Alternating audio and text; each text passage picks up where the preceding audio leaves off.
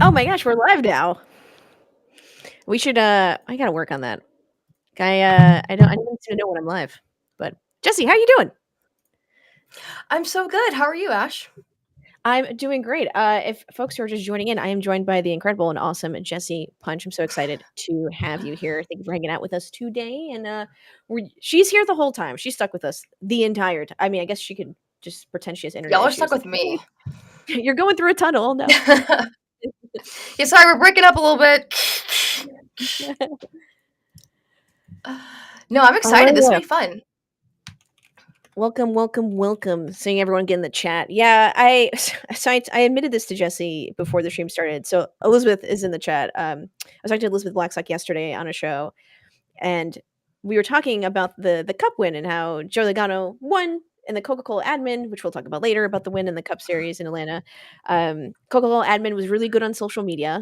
Joey drinking that Coke, and I was like, wow, he's so good at it. You think he gets like paid per sip? And then I realized he does get paid per sip. He really Surprise! does. It's because he does. Chug points. Coke chug points. Yep. That's why you're like, wow, they just like really, really crave a Coke right now in the middle of this interview. They can't stop sipping on that thing. Wow, he loves Coca-Cola so much. He's such a good. I was like, yeah, he's such a good like sponsor or advocate for Coca-Cola. It's like this man knows what he's doing. Uh-huh. It's just like an Xfinity. Faster than Xfinity internet. Have you noticed every single car, every single week, every single driver? It doesn't matter if they qualified like 23rd. They're like, this car is faster than Xfinity internet. And you're like, oh, someone on YouTube actually did a contemplation. Am I speaking English? Compilation of every time someone has said it. And I remember they're like, this is so silly. Like, why do they keep saying this? And all the comments were like, dude, because they get paid to say it. I was like, I never knew. I thought they just had to say it because it was called the Xfinity Series. And they just like asked the drivers to make sure they say that for funsies. And it turns out, no. No. It's so funny too. You can tell like I've done interviews with drivers where I'm literally like wrapping up the interview, you know, and I'm like, all right, well that's enough. And the driver's basically like, and by the way, we're gonna be faster than Xfinity internet, you know, like they're trying to pull that mic back, like they realize they're like, wait. It's funny. I forgot love to it. get my I'm like, hey, and come back. Right? I'm like, get your bag, right? Sure. So, Jessie, you do a lot. You do so much in motorsports world. I mean, you grew up in it, right? So, for folks who don't know, somehow crazily don't know for some reason who you are, you're kind. Would you mind letting the chats know from the YouTubes and Twitch a little bit about your background? No, it's funny you say that. I do feel like I'm in kind of a niche realm of motorsports. So, hi, I'm excited to introduce myself to a lot of you guys. I wouldn't be surprised if you don't know who I am, but I work with NASCAR. This is my 7th season with NASCAR. I, like Ash said, I cover a little bit of everything. I do the modifieds. I'm wearing a Thompson Speedway shirt right now, so I love the modifieds. I covered ARCA Regional for a lot of seasons. I kind of came up through NASCAR through the international side of things. So that was really fun to get to know our international audience because, fun fact, I don't know if people really know this, but NASCAR is broadcast in almost 200 other countries and territories around the world. So there are NASCAR fans quite literally everywhere. They may be small in some places, but they are very mighty where they are small. So, yeah, it's cool. So I've had the blessing to be able to cover a lot of different areas of motorsports under the NASCAR umbrella, including Nitrocross. We added that one to the resume this weekend. So that is where you can find me. You just do a lot of content with the tracks themselves. I see you do a lot of previews. I remember, I think you did a video for Darlington talking about, I believe it was Darlington, for their concerts that were happening during the races and stuff like that, or before or after. Yeah. So a lot of local videos that's pushed on your channels, the tracks channels, and NASCAR channels, which is really awesome.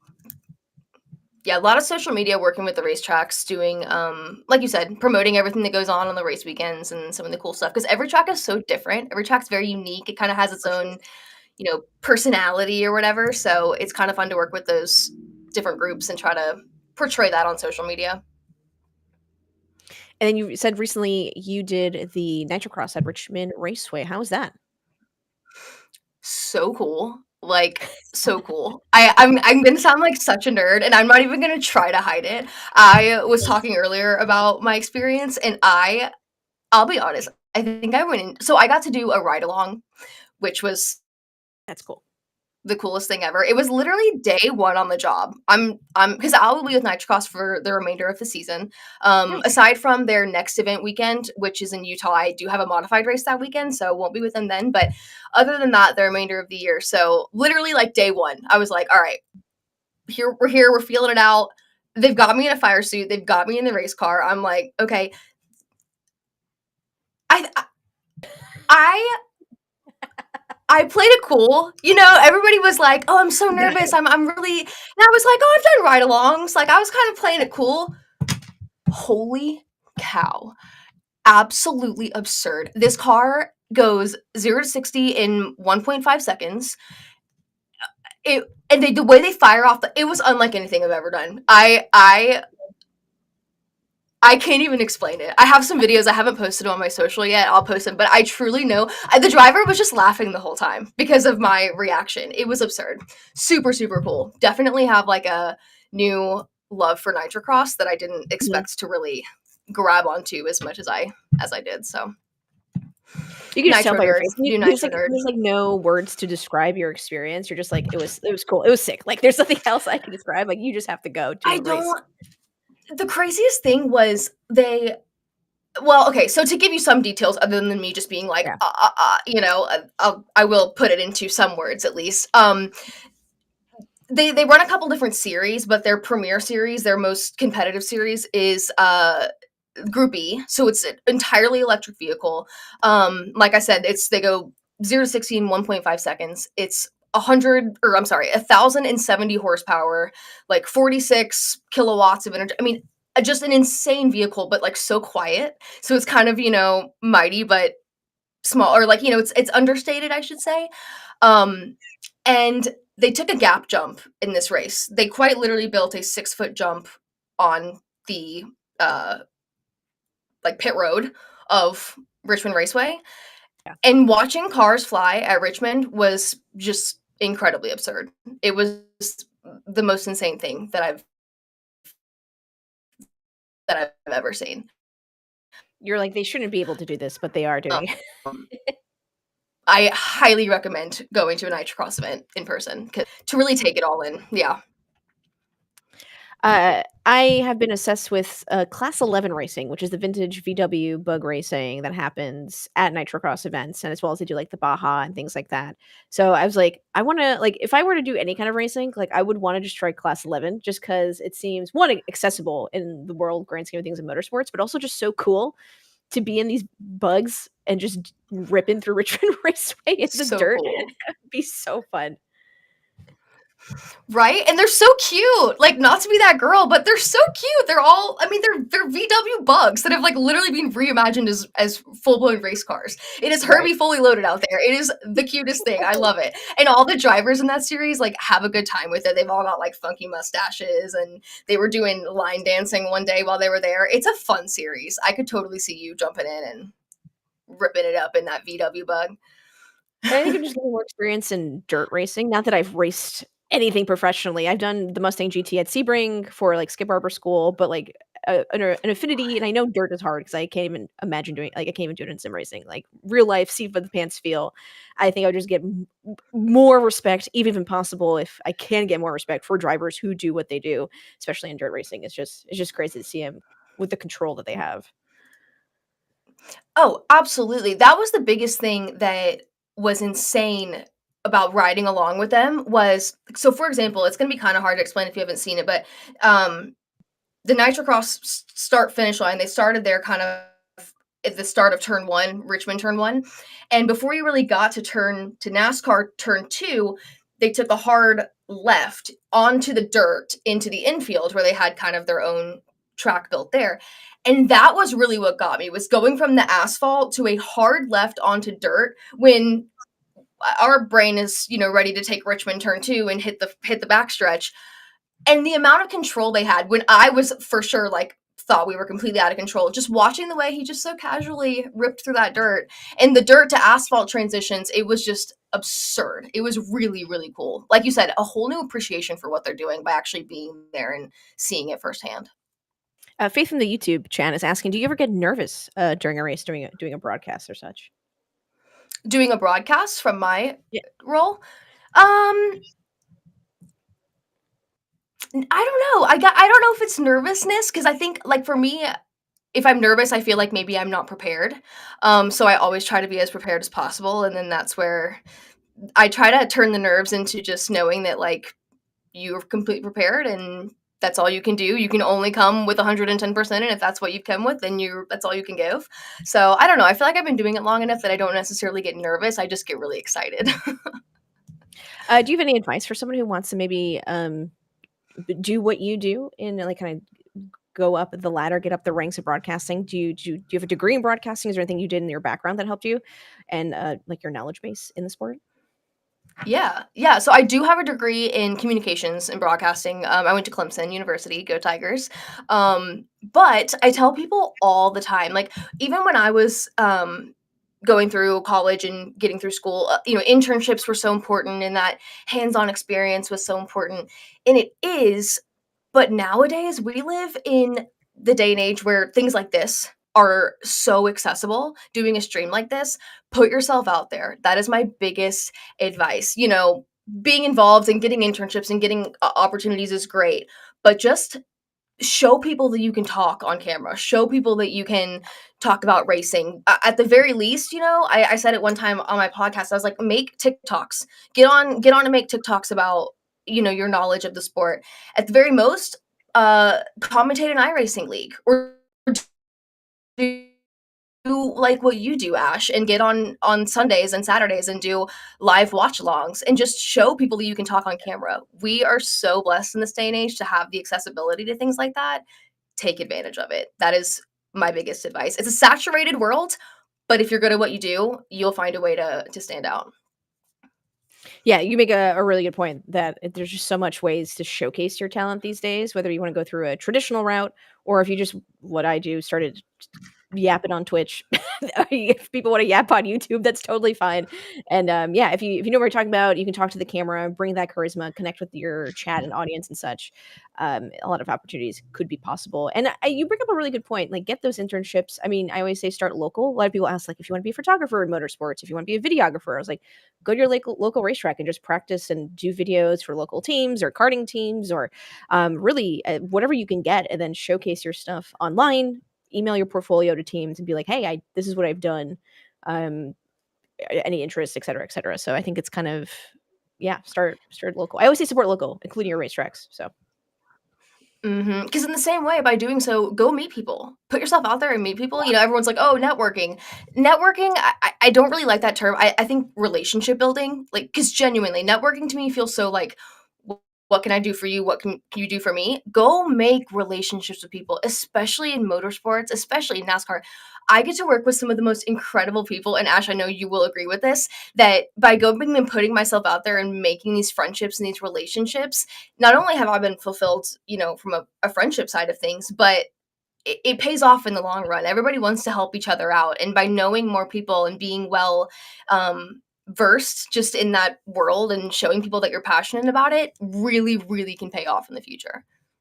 it's wild how someone seeing you in person changes everything. I've emailed people where they've like ghosted me, and then I see them on track, and suddenly I get responses right that. They just like kind of make sure I wasn't like Hmm. a crazy fake like person. Like for some reason, seeing me in person at the racetrack, they're like, "Got it, you were real. We've had a conversation. We're moving on with whatever we were talking about." It's crazy how Hmm. just that in person contact, as you were saying, that relationship building can make a world of difference. And they see that you're invested by seeing you there, by seeing you working, like you said, especially maybe at a local short track or something on a Saturday night. Like, of course, everybody wants to go shoot the Cup Series on Sunday if you want to be a photographer, if you want to be, a videographer. But by showing that you care about the sport and by pouring into those developmental series and the future stars of our sport, that resonates a lot with people. In chat, Ben says also being genuinely nice helps out, and I was like, okay, see, this is my thing. I think you should be nice because I've dealt personally, surprisingly, with a lot of influencers who are not nice, and I'm like, okay, there's no need to be nasty through email. You know, even just saying please, thank you for your time, thank you for this opportunity, like signing off. I think that level of professionalism always goes a long way. Gosh, but I'm gonna be honest, chat. There's also people I know that are nice and they just also get opportunity. And that's just the way the world works. Like, I be nice. I think that's always just the the general thing I'd like to push out into the world because we're all going through something. Everyone's having a tough day. You don't know what someone's going through at the other end of it. But at the same time, there's people who are nice and get their way. So it just that's the way cookie crumbles. I'm so glad that you brought that up because truly, like, that's one of the most difficult things to kind of mentally reason with in this industry, and not necessarily. I'll get to the nice and not nice thing, but the idea of how hard I work doesn't always equal the opportunities I get, or how nice I am doesn't always equal, because you will see other people that you're like, I know that they haven't been kind to others, or I know like the way that they carry themselves, and it's so frustrating to think like, why do they have that opportunity? And it's really tough in this industry to kind of like have to reason with that mentally, but once you can find the way to understand that everything works out for everyone on their own timing, and that you have to kind of get past that, that's a big hill to get over. But it's hard in this, kind of influencer world that we live in too, where it's so easy to compare others, and when you're Yeah. fighting for the same opportunities. But at the end of the day, yeah, the chat's right. Just be nice, because I truly believe that it all comes full circle, even if it's not in that moment right there. But you're right, Ash. It is tough sometimes to sit back and see people and think, oh, man. You can, like, keep it internally. I'm just gonna chat. I'm from New York, grew up with Eastern European parents. I am ready to I am ready to be on my hater energy, but it's not worth it sometimes. I'm just like, you know what? Let someone step in their own and like dig their own grave. I'm gonna focus on me. Exactly your point. Easy to compare yourself, and I'm sure this comes across in all facets of professionals, professionalism, their jobs across the track. Right? Drivers. Someone has a different car than you. They just have more money. Right. That's the way sometimes the world just works in motorsports. So, Hmm. I you love can that only you bring consider up yourself. your New York background too, because we have your side, and then I'm an East Tennessee girl. Grew up in like Southeast Hickory, North Carolina to East Tennessee. So I go to the bless your heart, kill you with kindness. So I love like the two of us together would be a very deadly combination. Yeah, grew Hit up him with Brooklyn, New both York, ends. Greenpoint, G Train. Yeah, that's good. Me and Yeah. Jessie just lethal at the racetrack. She's being so nice, and I'm like, "Yep, absolutely No, I not." love it. We make a good pair. Yeah. Oh, this is gonna work out so well. I guess we should move on because Chad is already talking about some things. The first piece of news I do want to hit on is that 2311 and Front Row did not sign charter agreements, and the whole charter discussions is being talked by Dirty Mo Media, NASCAR News, a lot of things coming out, but gosh, I don't even know where to start. I guess last Friday, Jeff Gluck was reporting that they got sent a 105-page document, a revised document. They've seen it before, a more revised document, and only had 5 to 6 hours to sign it. And 2311 in Front Row supposedly did not sign it immediately. Mhm. And I will say, I'm glad you brought up the whole had a certain number of hours to sign it, because I do think that it's been noted that it's not that they read the document and disagreed. It was a little bit of feeling rushed into signing something. So I think that we're still, reasoning with that. That I think that's an interesting point too, that it wasn't necessarily like, oh, we don't agree with this. It was like, hold on, this feels a little rushed. We need some time to actually look through and make sure that we agree with this. We probably don't, but like give us some time to do so. Yeah, yeah. I don't know. I never know how to approach for in motorsports. Everything's just so hidden in terms of how do I say this? Right, stick and ball sports. I know Adam Schefter is going to tell me exactly how much someone signed for how many years, like some details of their contract, whether it's football, baseball. Like I'm going to get a report on everything. And a lot of these contracts in motorsports, whether it's drivers and we're talking about charter, and I get it, we're not getting any of this information yet. But like you can't look it up later. They don't show it later. Formula One, same thing. Any motorsport, like I don't have any of this information that I do from stick and ball sports, and I always go back and forth. Like I understand why, but also like why not? Like give me like Yeah.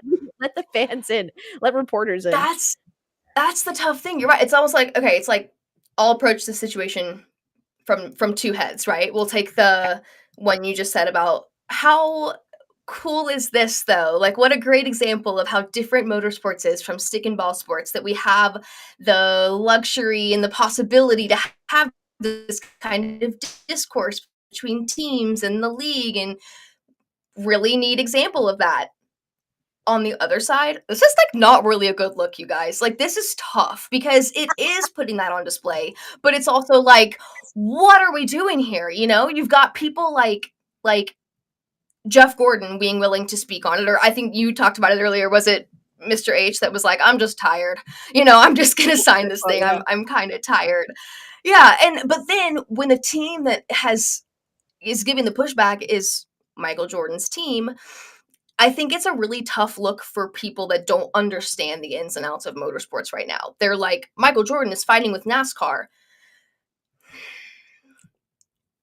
It's just tough, you know? It's a tough, and how do you explain that to everybody that doesn't know? So it's a weird Yeah. time. It's kind of a weird time.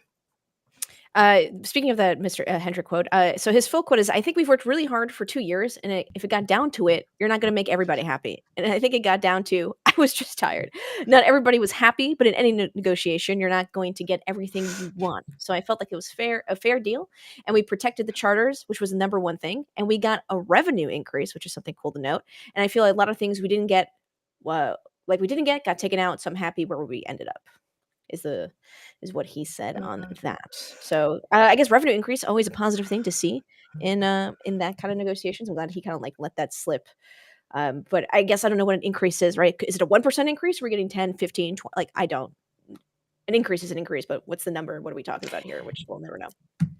And that's where it's hard for us to make a judgment to say who's being, you know, everybody wants to look at a situation and make an opinion on who's being unreasonable here or whose side you want to take or where you want to hear everybody out. But it's hard to do so, like you said, Ash, when you don't have numbers. It's really hard to do so when you don't have numbers because you've got somebody like Mr. H, who you just read the last line there. I'm happy with where we were. Like, okay, he's willing to say he's happy with where they left off. Yeah. But then you've got other people that are not signing that charter, and everything from, you know, front row, smaller teams, Bob Jenkins, to larger, more influential teams like 2311. So without seeing numbers, it's really hard to have any kind of a opinion on this whole entire situation. Yeah, supposedly some teams also said some quotes that were that they didn't. Jeff Gluck reported that they said certain things that they felt like they were being held hostage in a way, or I think I'm gonna say this because I think it's wild. Someone said they felt like communists, and I don't think they know what that word means. And that's definitely RCR. Not that I'm allergic to Canadian. It's just I don't. Yeah, clearly teams are feeling a certain way. I just don't know what happens behind. I can't speak to it because I don't know what's happening behind doors. Like I don't know how they do this. This is completely different than stick and ball sports. A little bit different than open wheel than F1, which is my primary background. Like they're behind closed doors. They've been in this business for so long, and all these teams have been ingrained. NASCAR knows what they're doing. They do have all the cards. They're kind of either you race or you don't. You can't go anywhere else. You can't go to another league. You can't go to another Mhm. cut. I guess you can go race in NASCAR. Even then, NASCAR owns that. So, like, what are you gonna do? Like, you're kind of SOL Right. if you're trying to really make a difference. And if there's something that teams are fighting for, I'm glad 2311 is kind of flexing that muscle and front row motorsports. But if they're trying to change anything, I don't think the two of them are going to be able to get it done without the backing of someone like the Hendricks, the RCRs, etc. So I maybe they'll come out one day and be like, "Yeah, we didn't like this, this, and this," and we can then agree on and discuss. But otherwise, whatever it is, like I don't know because it could be something silly too. Yeah. That I think is silly. And that's where I have to wonder if at this point some of that too isn't even necessarily what's in the contract at this point, or if it's just those two teams kind of trying to make a point about the way that it's been delivered, you know, in that timeline of feeling rushed and saying this isn't necessarily about not agreeing. It's just about we don't like that you are almost forcing this on us, or that's kind of the stance that they're trying to take. It's a little bit of sticking it to the man. I have to wonder if that's what that is at this Right. point, but you know, it's Ben it's in the chat. interesting. Sometimes it just takes someone who doesn't have 50 years of racing baggage in the sport to call out the missteps. Look, something else that I think is worth mentioning, and it kind of honestly goes back to what we were just talking about in the day and age that we live in. We now more than ever, with things like the podcasts, with things like social media, hear from drivers, hear from teams on their opinions on how things can be done. Everybody has a platform today in social media, and that is so much larger now, um, for drivers and their influence in feeling like they have a say in how things should be done, down to track conditions. How many times do we hear drivers, get after a race or get off the track after a race and then talk about how they felt we should have been running or shouldn't have been running with rain or whatever it is. But everybody has the opportunity to express those opinions now. And so I think a little bit of the sensationalism of this disagreement or this charter, whole situation comes with the nature of living in the day and age that we're in with social media and everybody feeling very strongly about the say that they have.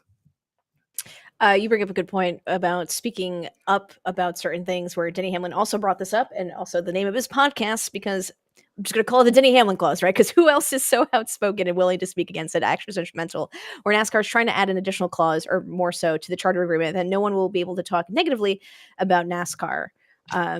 Where I think that's also that was like a broad general sentiment. I'm sure they've always had a clause like that, obviously, which is why it's always been a thing. With why Denny Hamlin called this podcast actually detrimental. People are calling it the speak negatively clause on Reddit, which I don't, whatever. But I think that also has some nuance that we don't know, right? I don't think NASCAR is trying to tell anyone that you can't say absolutely anything, right? Like if you're coming off the racetrack, exactly to your point, and you're like, I think we could have ran a little bit better. I hope NASCAR talks with us afterwards and we can discuss it. Like, I don't think that's terrible. There is boundaries and limits and such. I think it could set a bad precedent if it's just like a blanket, very generic thing in the clause, which I see if that's an argument, but we don't know exactly what's in there.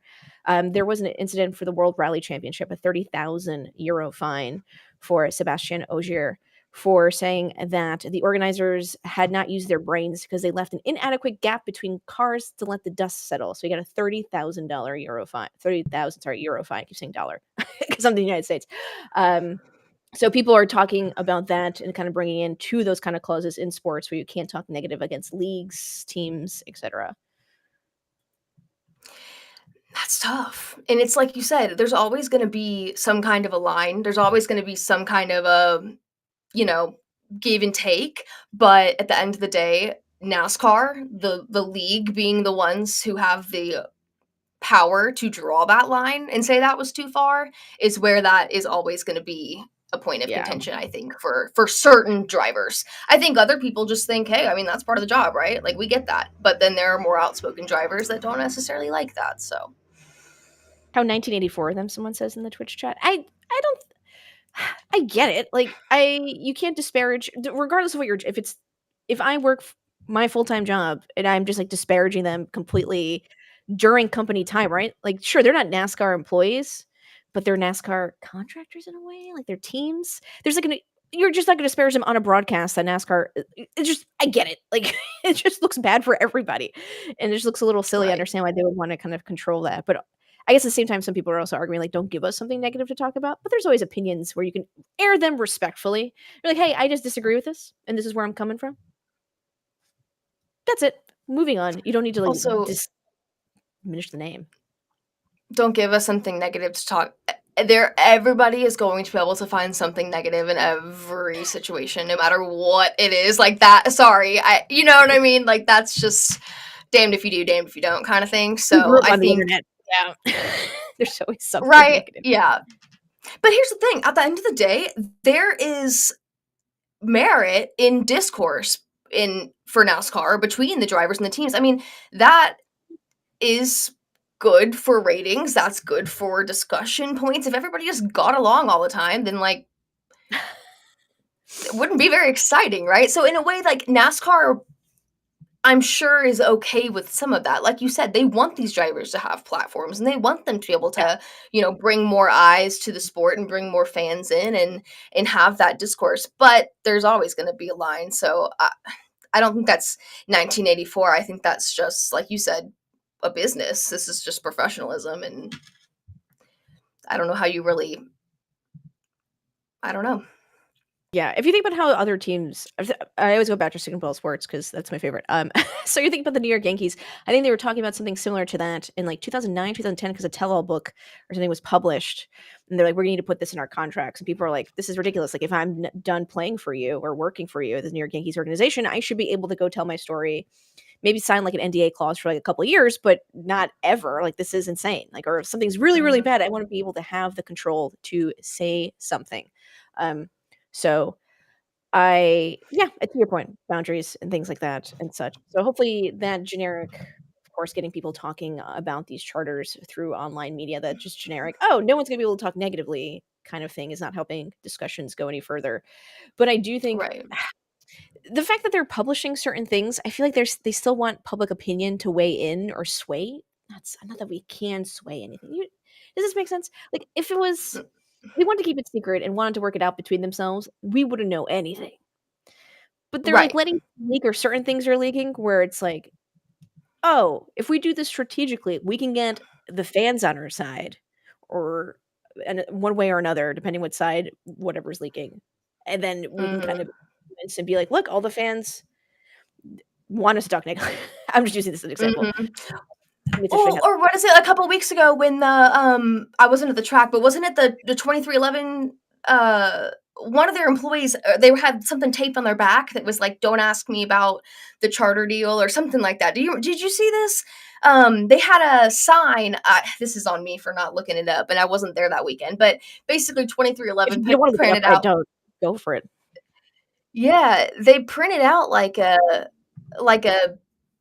one sheet of paper that was like, "Don't ask me about the charter deal." But, like, my point is, it's just silly. It's like it that's kinda silly, right? Like, that's kind of a Yeah, silly, like, social media-esque thing to do to, like, tape a piece of paper on your back that's like, "Don't ask me about the charter deal." So you're right, like, it is kind of there is a little bit of that element of, you know, I want you guys to know that we're still battling it out over here, when it yeah. comes to the fans. Judge made a great point in his podcast. He's like, "They're not taking Michael Jordan's charter away." I was like, "Yeah, ultimately, they're not gonna do that. They're not gonna." No. They will definitely come to some kind of an agreement. They before they did Right. that. That is not, yeah, ever gonna happen. But you said something earlier too that I will quickly go back to that I think is very interesting when you were talking about the Yankees as an example, and you said, this is my story. I'm not allowed to tell my story, and I think that is you putting it that way, like my story, right? Like, where's the line between somebody just telling their perspective, their story on something, versus just actively going out there to combat or bash or talk negatively about the league or whatever. I think that's where you like it's looking at something like how what was the intent in that? Were they telling their story? Because they're right, in my opinion. So there's always going to be that kind. I think that's kind of the way that I would always look at it is what was the intent and how they were sharing that information. And then this is where I get annoyed that motorsports is so secretive all the time because we can just yap about everything till the cows come home in a generic fashion, but we don't actually know anything. So the whole point of us yapping kind of is a moot point because, like, what is because we don't know any details. We just know like some generic sentences of like speak negatively and revenue increase, but I don't know what any of the numbers are or any of the details. So we can all talk in circles about it till someone signs or lets us know. Like, can someone leak that? Look, okay. My email is team@ashvandelay.com. I will not say who you are. You can trust me. You can use an anonymous email service. You can just whatever it is. You can find me on social media and just if you know any details, I'll be like allegedly, reportedly, this could be fake. The revenue is $3.5 million. And just let me know. I'm curious. I just like information. I'm nosy, but I just want to Maybe know. Maybe we take the approach that, like, I don't know if you're like a true crime girly, but you know how sometimes sometimes the investigators will try to mess with the serial killer and they'll be like, maybe we leak fake numbers. And then somebody else that knows the real numbers is like, this is so wrong. It's this, like it's like a reverse psychology kind of thing. It's so funny. Yes, on the NASCAR YouTube and NASCAR Twitch, we would like to report teams are getting 100%. I'm just kidding. Just NASCAR lawyers are like, oh no, please stop. It's just NASCAR's like, okay, shut it down. suddenly Jesse's internet doesn't work. It's like, oh, that's so strange. Yeah, Yeah, that's a good suddenly my point. We hard have card doesn't exist. it's just suddenly I'm not allowed to log back into either of these accounts. It just doesn't work. True. Chat, just let us know what you want. Yeah, I don't know if we can influence any race outcomes, but like, yeah, maybe, yeah. who wants to win Watkins Glen? What, Kyle? Kyle Larson wants to win? Kyle, you feel like, well, yeah, we'll see what we can do. Kyle Larson wins Watkins Glen. Done. You said it here. The script has been written. Done. That is our influence here. Network error, password change. Oh, no. Yeah, maybe could we influence anything? No, we're just too silly to do that. Speaking of Kyle Larson, though, doing the double yesterday. Yeah. Again, doing the double again, I should say. They're taking that optional part of the contract where he could do it for an additional year. They're exercising it. There was a whole hoopla about it, which I thought was an interesting choice. Yeah, I don't think anybody was surprised by Kyle's desire to want to do this again, or the team's desire to want to do this again. I don't know. I think we brought it up earlier about the allegiance to NASCAR, though, and I think that being a little more of a topic of discussion given the way that last year went. I think it was just kind of silly that Hendrick Motorsport is having to answer to who they would prioritize if they came down to some sort of a scenario where they overlapped. Oh gosh, it was so obvious and funny at the same time. So I watched it live. I'm gonna be honest, no one looked happy to be there at that stage. I was like, man, it's like they were like when your parents force you to like take a picture. They're like, go up, they're like, come on. And they're like, okay. I was like, man, no one was excited to announce this double run. I was like, maybe I don't know. I don't know what was expected, but everyone's wearing their Hendrick vest or the Aero McLaren vest. Classic. I don't expect anything more or less. And then when Hendrick was talking, he said that excited to run the double. Hopefully works out this time. Their focus would be NASCAR because that's where they run the championship, I believe is the somewhat paraphrase quote, but he emphasized that that's where they're running the championship. The Indy 500 is just a one-off. A journalist, I deeply apologize that I forgot, who did ask if the weather were too, like the weather issue, same thing as this year, that it rained, ran the Indy 500, Kyle Larson missed the beginning of the Coca-Cola 600. If that were to happen again, how would they proceed? To which Hendrick looked around the room, saw Steve Phelps, who's the president of NASCAR, and said, "Steve, do you want to answer that question?"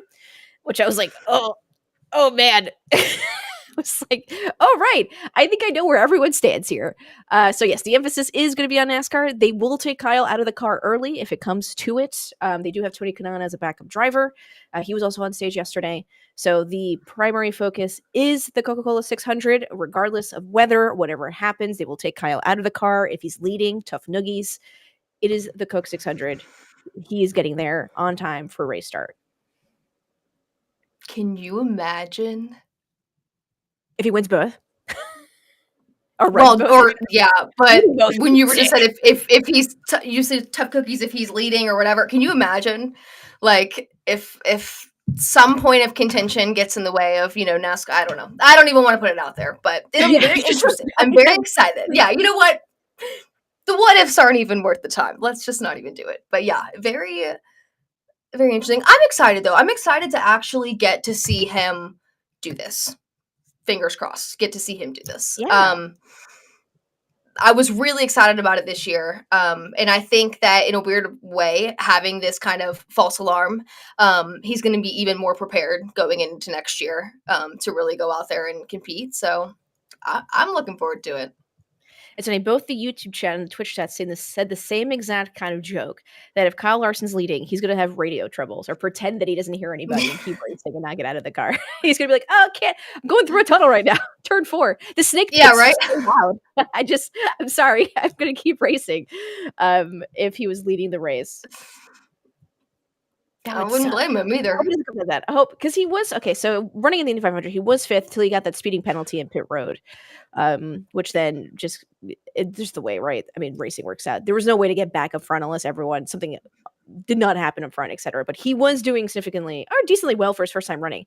I know. I remember people on the Reddit got mad at my interview with Max Verstappen when I was like, Kyle Larson does well. He runs Indy, and someone's like, relax, he's only done one race. And I was like, he's doing the Indy 500. Either we're respecting it or we're not respecting it. We got to pick one or the other. And I want to respect it because to get prepared for it, I think running fifth for his first time ever. We've seen Fernando Alonso try to run in. People are going to argue it was the car. That's a whole other discussion. Just take that over there.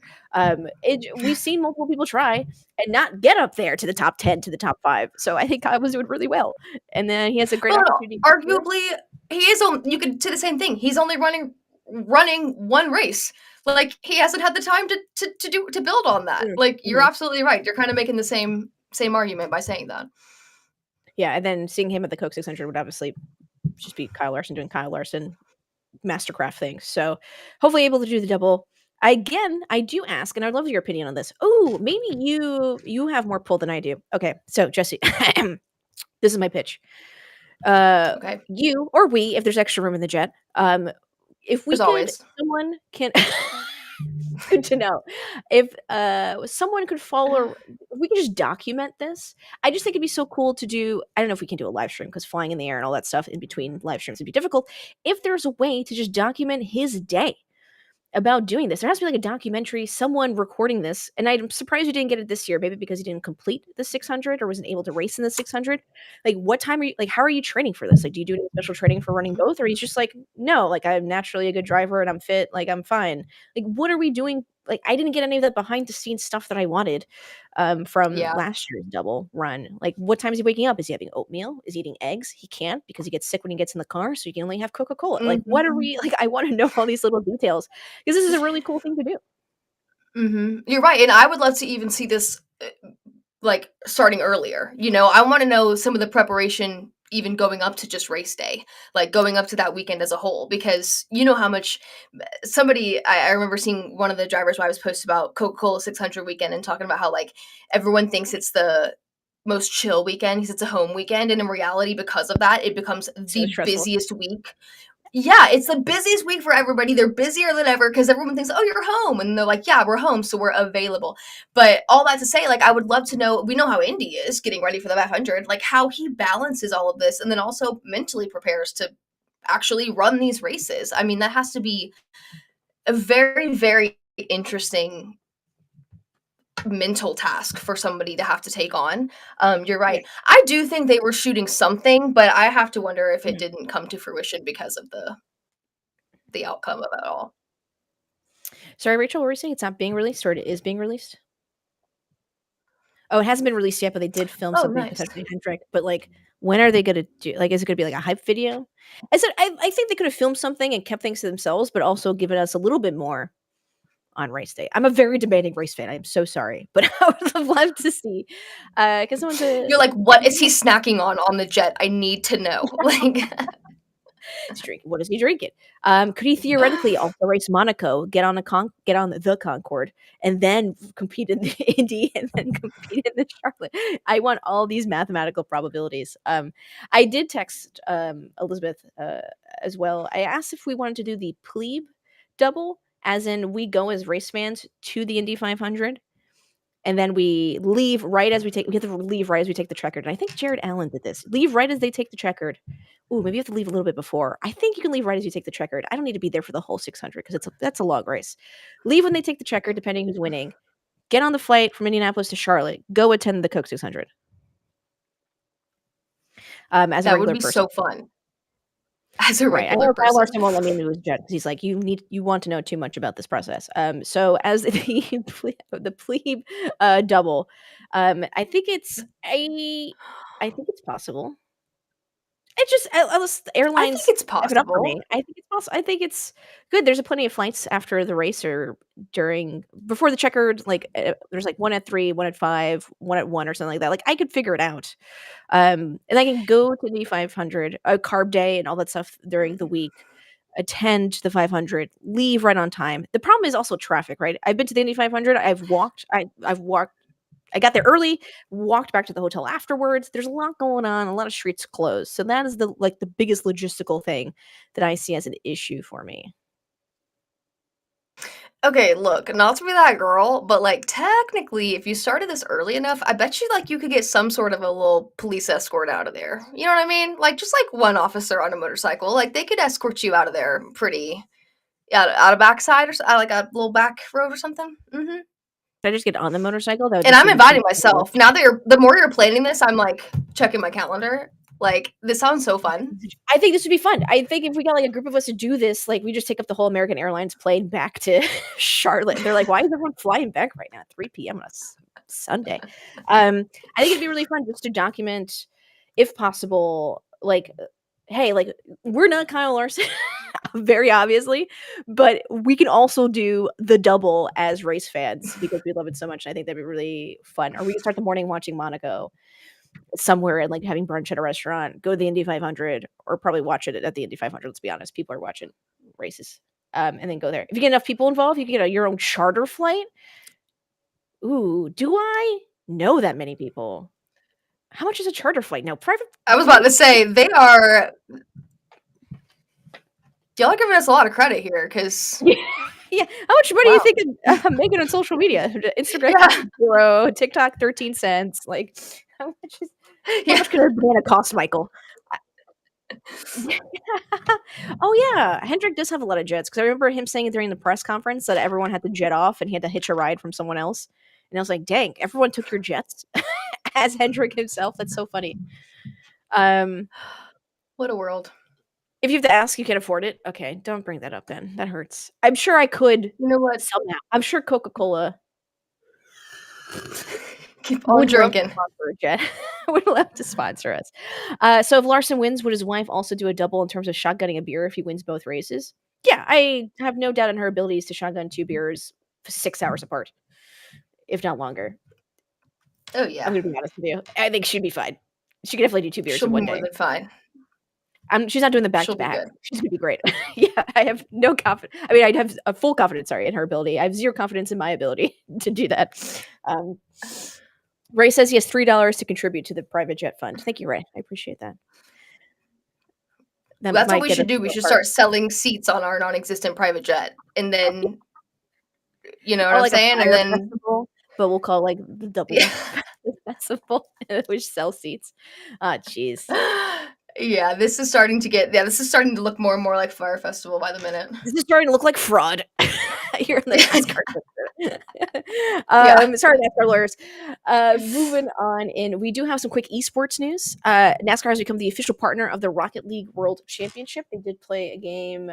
They play a game. They had the World Championship this past weekend as such. And NASCAR was the official partner of it. They also had a car there and such. And they do a lot of things inside Rocket League where you have like NASCAR kind of skins and stuff. Sorry, I don't play Rocket League. That's very obvious because I'm terrible at it. And then Fortnite players also played on Big Haas at a Texas Motor Speedway as well. So NASCAR does a lot of esports and gaming with not only iRacing and their simulators, but Roblox, Fortnite, and Rocket League. Fun fact. So if you're into that, make sure you look into it. And Jesse, you mentioned something about Nitrocross, like a driver did something in Roblox. Yeah, one of the again, I'm kind of like you. I'm familiar with this world, but not super talented in this world, so I don't know the details. But one of the drivers in Nitrocross went on Roblox and basically created the entire Nitrocross season in racetracks. So you can go on to Roblox and kind of sim race through their tracks, which is so wild to me that he even was able to do this. But they had it all set up at they had like a media day going on for their first weekend of the season at Richmond, and they had it set up on the TV. It was super cool to watch. It was really neat. Yeah, I very think I do talented. have the Roblox video. Let me share that real quick with the chat. So this is what Jesse's talking about. Yeah, Um, So when I was designing this experience, so how the sick driver is that? built this out, yeah. is that there is something for everyone. When it comes to the map, we have circuit racing. I've And seen people build really rallycross. cool stuff with So not Minecraft only too. Because take they like some the cars that I've special already blocks. driven It's in not really a here, race, like it's Mhm. ice, like you just get across it. But anyway, I think I've seen people rebuild stuff too. And that takes up so much time. Even with like mods, or you let it happen where you can have all these supplies without crafting for it. Um, futuristic tech. it's crazy. Some old school style stuff. It's really crazy. I was gonna look up his name. I met him this weekend. Super nice guy. Yeah, he's Oh, like 17 or 18 or something. Oh, they have a leaderboard system. That's actually really cool. So those ones that are sort of putting in as many laps. Yeah, it takes a lot of time. You will get to the top of the leaderboard. There'll be a little. Yeah, so somebody, AC Milan fan on YouTube is going Roblox and laughing, crying emoji. Like, look, I'm 32. I don't play Roblox, but do you know how many people are on Roblox? Wait, I can Google this because I am not above Googling things. Roblox player numbers. Ellis Spezia is his name, by users. the way. Ellis Spezia? There is definitely Yeah. Built it out. So Roblox has 207 million monthly active users and 80 million daily users. Okay, we can find NASCAR fans everywhere. That's all I'm Holy saying. cow. Think about how many people that is getting on and playing that. Well, and one of the things too that I think is interesting that like when it comes to like that example, that Roblox Nitrocross, not everybody has the luxury of having, you know, like an iRacing rig or something like that. So in a way, like this is a chance for people to kind of go in and on a step down from iRacing, get to try something like that out. I know it's very, very different, but it's opening up the world of motorsports to more people and making it more accessible. So I will always be for something like that. Solar in the Twitch chat says there's a lot of fun NASCAR games on Roblox. I didn't know that. My sister's probably playing Dress to Impress on Roblox right now. Yeah, there's a lot Dress of to Impress. Talk about something that took off. I know. I know a few celebrities who started playing it on like TikTok Live and stuff, and like streaming it on Twitch. And I was like, this is funny. They're getting everyone involved on this Dress to Impress on Roblox. It's so fun. AC Milan fan says live NASCAR Heat 5, please. Noted. That is something I have a little influence over. Actually, we can do live NASCAR Heat 5. Live NASCAR. I just need to write that down. I can do a little bit more. We can do some more game. We can think about it. Some more gaming on the Twitch channel. Gosh, people only want to talk on Twitch. How dare they? Moving on into the Xfinity recap, we're going to play some highlights. Either everyone's favorite driver or everyone's most hated driver. I'm sorry to tell everyone that Austin Hill did win. Xfinity race at Atlanta. The Focus held 250. Let's play that. We got the recap for you right here, right now. Green flags in the air. We're racing in Atlanta. A little quiet though. Sorry. Racing in Atlanta.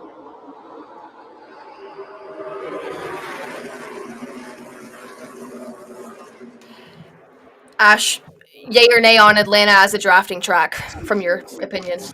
Anthony Alfredo's on pit If road. you know how to do it, yeah. He has a flat tire. Because I think Xfinity, we saw like 5 people who knew how to do it, and then we all crashed out. And then we saw a master class in the Cup race. 39 that's So, not able to yes. continue that brought this caution out. So hometown Ryan Sieg struggling in the 39 early here at Atlanta. Wait, what do you think? You have a different They'll opinion? be on the inside of row 1. Jesse Love. No, I'm with you. When done right, when done well, Atlanta. beautiful. Yeah.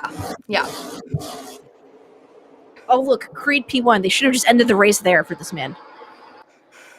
God bless. It's going to create a gap. Oh, I'm going to throw another bless his heart. back there as the 7 has to go down the racetrack.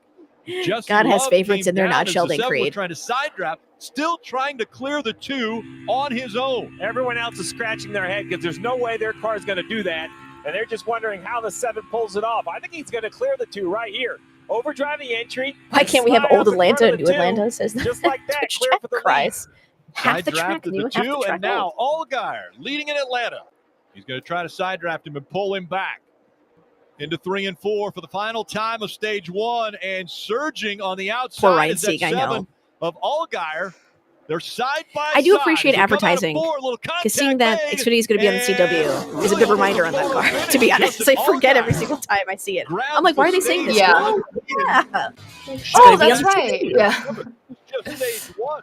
We still have 2 stages to Right go. after Vampire Diaries. Allmendinger in the 16. But then USA Network, like they end sometimes the race, like they cut it really abruptly. They're all of a sudden here, the criminal justice system. I'm like, oh my god, SVU started. So sorry. You're like, oh, A okay. little bit for Allgaier from the 9 of Brandon Jones. We'll see if that'll push him out in front of the 16. Yeah, Sammy Smith in that 8 is also pushing that outside lane. And that outside lane we've seen as the better We love lane seeing later in the Allmendinger runs. in P1 Cole too. Custer now making it 3 wide. It's going to take a lot of energy out of the inside. Yeah, especially at a drafting track. I mean, I know for a while Colleague was like known for being like the kings of super speedways of drafting, but they've fallen off of that in the last couple of years. Trying to clear him, but Oh, enough call it for the catching 18 strays in the once Twitch chat. again, Jeez, Jesse. right up against the wall. Looking for the Fallen cushion. off. They're just trying to find something to grab. Though Allmendinger does win this stage, so Moves maybe to the inside princess through of 1 2. drafting. Smoke coming out of the one of Oh, Sam yeah, the Mayer. There's smoke been of some Mayer's contact car. with the wall as the back bumper is completely off and now bursts into flames. Caution is out. This fire. I was right watching here, this you and have I was to like, I wonder, can't believe he's still driving. Like, I see would some just damage on the pull front over, as well. get out. And he keeps taking the car Is all there the way. Yeah, Whether that this- thing went Yeah. up in flames. That expired, which made him get into the wall. Did he get into his own oil? It's rare that you see that much fire just from hitting the The fence three on the eras right of Atlanta, side, or did it pull low, an oil middle, line and or high. something off, some sort of accelerant? Sam quickly gets out of the car. I feel like every week someone's complaining about a NASCAR track. Yeah, I Every- wondered if it was an everyone engine. will. I just think it had to be some sort of oil or something after contact, because that's just a wreck on the racetrack. Yeah, just not clear. Someone on YouTube, Jesse Bryan says, Got not it. going to lie, I've seen Hamlin every we heard episode on of the Vampire radio Diaries saying multiple that times. That one's on me, so we didn't get to hear the radio, but from Do you recommend? like Kevin Hamlin is saying, I've never watched, so Congratulations, I don't know what kind of AJ TV you enjoy, but if Allmendinger. you just need Here something to, is like, be playoff like, point number turn your brain 1 off. of the It's fun. 2024 There's dramas. season. okay. He will win Noted. stage 2. And equally, There's as vampires. I don't know. important Maybe it's good for fall is and spooky Sammy season Smith coming up. in that battle to try to Love make it. that I'll take it on. spot. It had like a super huge cult following, so I know it did really well. And the final stage is underway. Zach on Twitch says, Sam Mayer playing my mixtape in the car. Okay, That's funny. I'll give you that one. That was good. Allmendinger does win stage 2. And then it kind of, every time stage 3 comes around, everyone's getting squirrely. That inside line All the big ones are- trying to do something here. Look at this run by Chandler Smith. That Taylor Gray too. Good for He's him. able to pull right up to the door of Taylor Gray. And now he's got the help of the 21. A little bit loose there. I think it's really cool seeing Taylor Gray and guys like Taylor Gray and Jesse Love. You know, they're kind of in that same level coming up through ARCA. It's neat to see like the next level, the next generation of If he could get that high level drivers coming up. races played out, I think he could get Yeah, and I think I have to be paying more chance to attention win to this this all the race. time. Like, starting with up ARCA, into the wall and moving on up when we get a caution, to it's trucks SVG. and Sure Xfinity, enough, just the caution learning those comes out. He's storylines a gonna little make bit the better. hard Just left-hand as turn people to get move onto into pit Xfinity road. Cup and etc. and Getting just ready like for the learning a little bit restart about here them with more. 'Cause it's interesting to see them 59 develop, laps to go even in through the Atlanta. year, let alone through Very different deep series. in the field, the 7 car put on 4 tires. He has a ton of work to do to get back to the front. they need to go back and watch the 7 cars race, because he started all the way at the back and he's up to 15. SVG, And the he wall is broke my making heart. moves. He is the aggressor and making them He was work doing at times. decently well. Yeah, and that 5 car, Anthony Alfredo, remember, he was in the wall early in the race, got a lap down, having to make repairs. Now he is back in the fight. Cole Custer clears the 81. And now a little side-by-side action for third as we still see the 7 moving up. Caution has come out. That caution. Staying in 3 and 4. I think now we know why the 27 was so loose. Jeff Burton spins in 3 and 4 and brings caution out for the 5th time today. John Edward. Running 18. Tired. He had a tire problem. And the big wreck's coming. Left rear I'm tire. just waiting for it. You get all the guys who know how to draft. 2 by 2 again, up through the gears and back to racing here in Atlanta. Ginsburg and getting Darlington stripes in Atlanta. Yeah, well, better than in Darlington, you know. Just kidding. Now the 7. It was interesting seeing that. It was like he's very much still learning, you know? I mean, Yeah, he's learning. And he'll be learning next year too. On full display. Oh, he stays to his right rear quarter panel, slows the 81 down. Now the 7, you said it, Steve, it's driving the other cars. Oh, I thought he could have jumped to the outside, taking that spot. No, he's got to get all the way to the inside of the 81, which unfortunately, if he doesn't clear the 81, I think is a negative. And here comes a run on the outside. A huge run by the 00, pushes the 81. The 7 We all were the way doing at the so bottom of well. the racetrack. We The were just- shortest this race was distance, but giving. now the momentum I on love that what was outside happening here. line. Here we go. We'll see if this time if he fills the hole. Nope, he's still working on it. But right here, look at this push. Whoa, they reckon. Up for the 7, he's going to get in the wall. They wreck in turn 3. Yeah, there it is. Custer, Herbst, Ryan Sieg all involved as well. Gray and Allgaier, yeah. Herbst. The 19. of Taylor Gray. All people who and knew the how to draft to 7 give of us a good race. Allgaier. It's like, 39 no. of C down the track as well with a ton of damage. Good, he blew a tire. We just side drafted and got together. Big push coming from the 19. Yeah, I don't know. It's like the 7 of our guy. Sorry, I need to replay that was trying- section again. I can't. Yeah. There it is. Yeah, I don't know. It's like the 7 of our guy. It's interesting. Sometimes I have to remember, like, there's sometimes the 00 of Custer.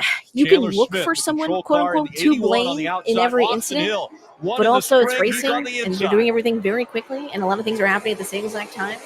And sometimes you're just SOL on certain moves. Mhm. Coming from Yeah, like high that to me looked like an air issue. Like somebody, I don't know, Williams like just on the somebody. back bumper of the 21. I'd have to see it again. 21 has a good speed through the middle of the corner. Will he try to slide up? He will. Right in front of Chandler Smith, and now the crossover. Chandler Smith's going to try to take the lead back. This late in the race, no one's going to just follow you up to the outside. Contact. Oh, they almost wrecked right there. A lot of pushing and shoving. Oh, almost gets the 21 sideways. And now here comes Chandler Smith. He's to the inside for the lead. No help behind him, though. Corey Heim is going to push the 21. 1 lap to go, presented by Credit One Bank. Chandler Smith dropping back. People Now have he's thoughts going on to the fight Heim for 4. helping Here comes the JGR car win. 26 on the outside. Corey Heim. And he gets door in sideways. here. Austin Hill doing Austin Hill thing. That's the tough. AJ Allmendinger, fresher tires, also coming into the picture. The last time through 3 and 4. The 21 pulling away. Austin Hill's going to do it again. He'll sweep Atlanta. 4 wins at this racetrack.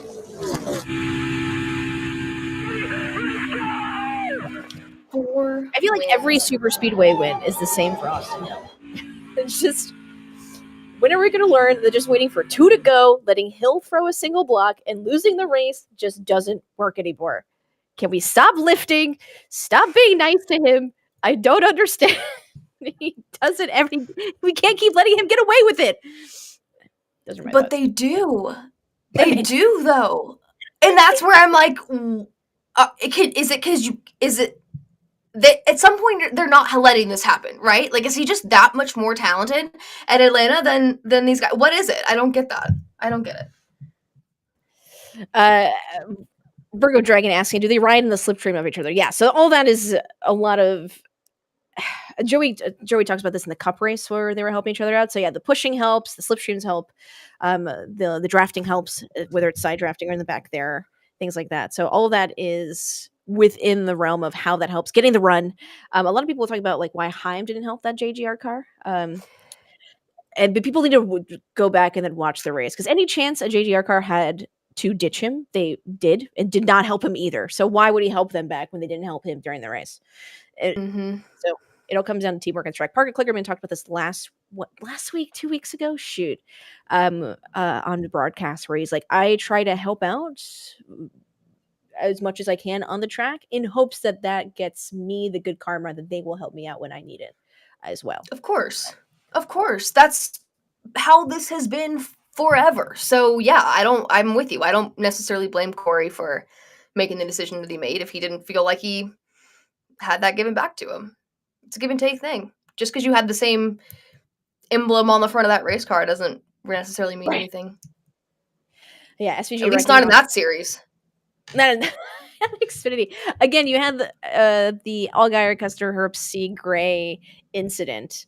I feel like those are the guys who knew what they were doing on the track like that, and the drafting that we were talking about. It looked great. It was some great racing. I was like, awesome. And then they crashed out, and I was like, oh, here we go. Everyone learning how to do this, taking the lead on this kind of track. And then Hill, never afraid to full send in any way possible, even if it's really dumb, to get that win.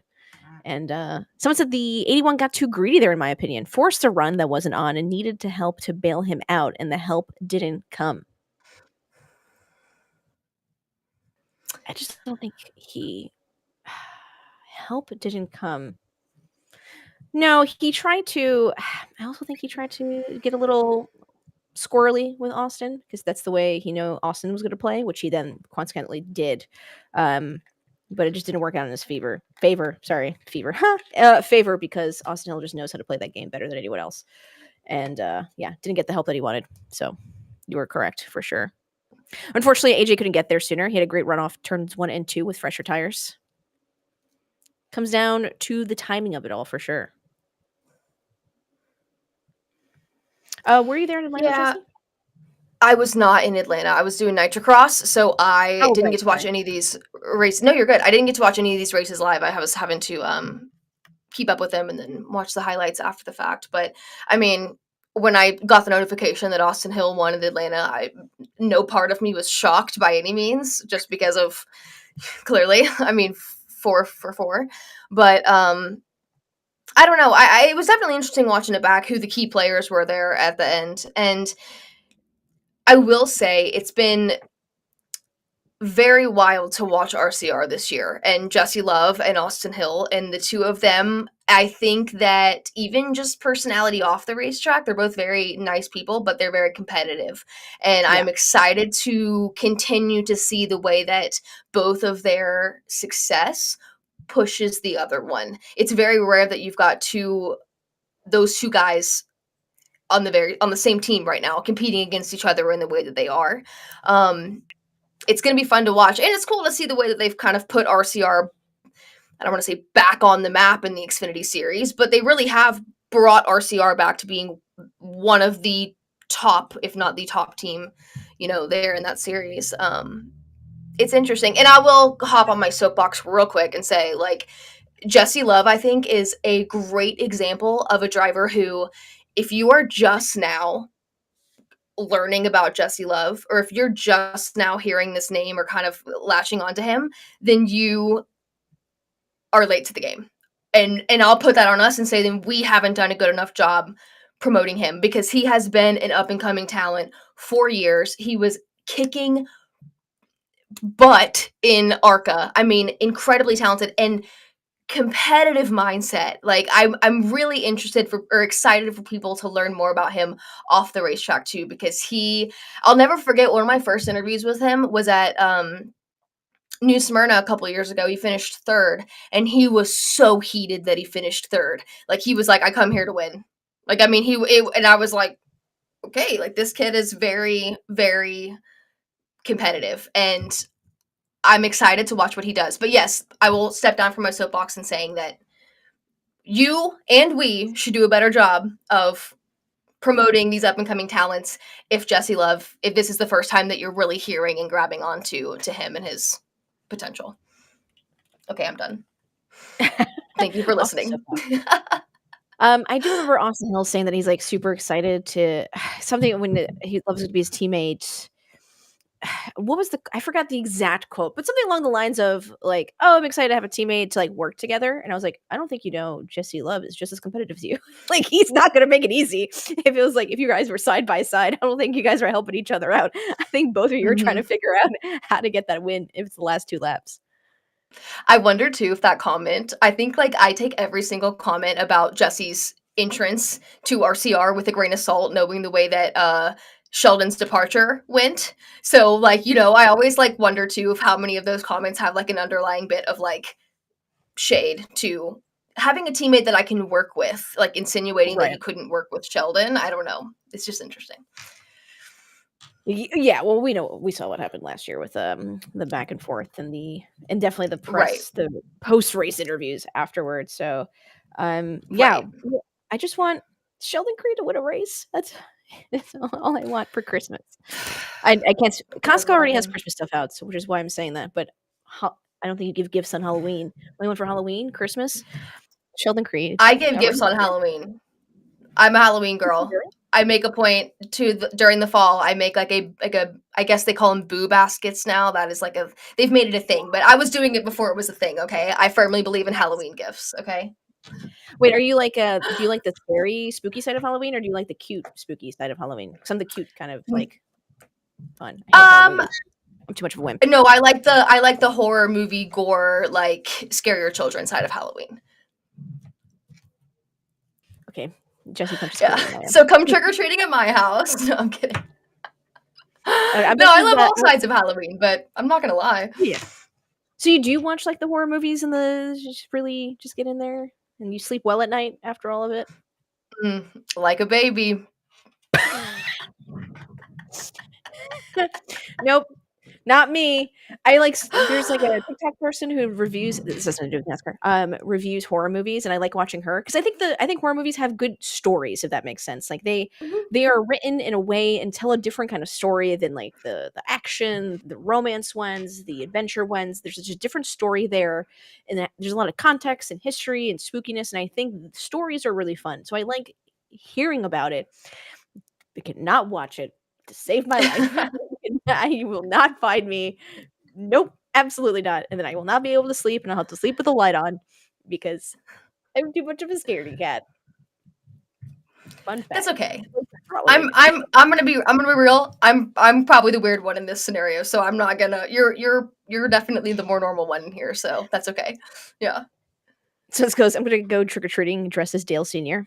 Nice. You're gonna grow out the stash, or are you gonna get a fake stash? That's the real question, though. Only authentic stash. Start now. All right, let's get to the NASCAR Cup Series. The Quaker State 400 available at Walmart. Whew, what a name. Welcome to NBC Sports coverage of the NASCAR Cup Series. Oh yeah, playoffs McDowell from was on Atlanta. pole. It's very The important. playoffs begin now. It's time to McDowell bring doing the McDowell action. things. It was Atlanta no one's Motor surprise. Speedway. Look at all those Let's people. go.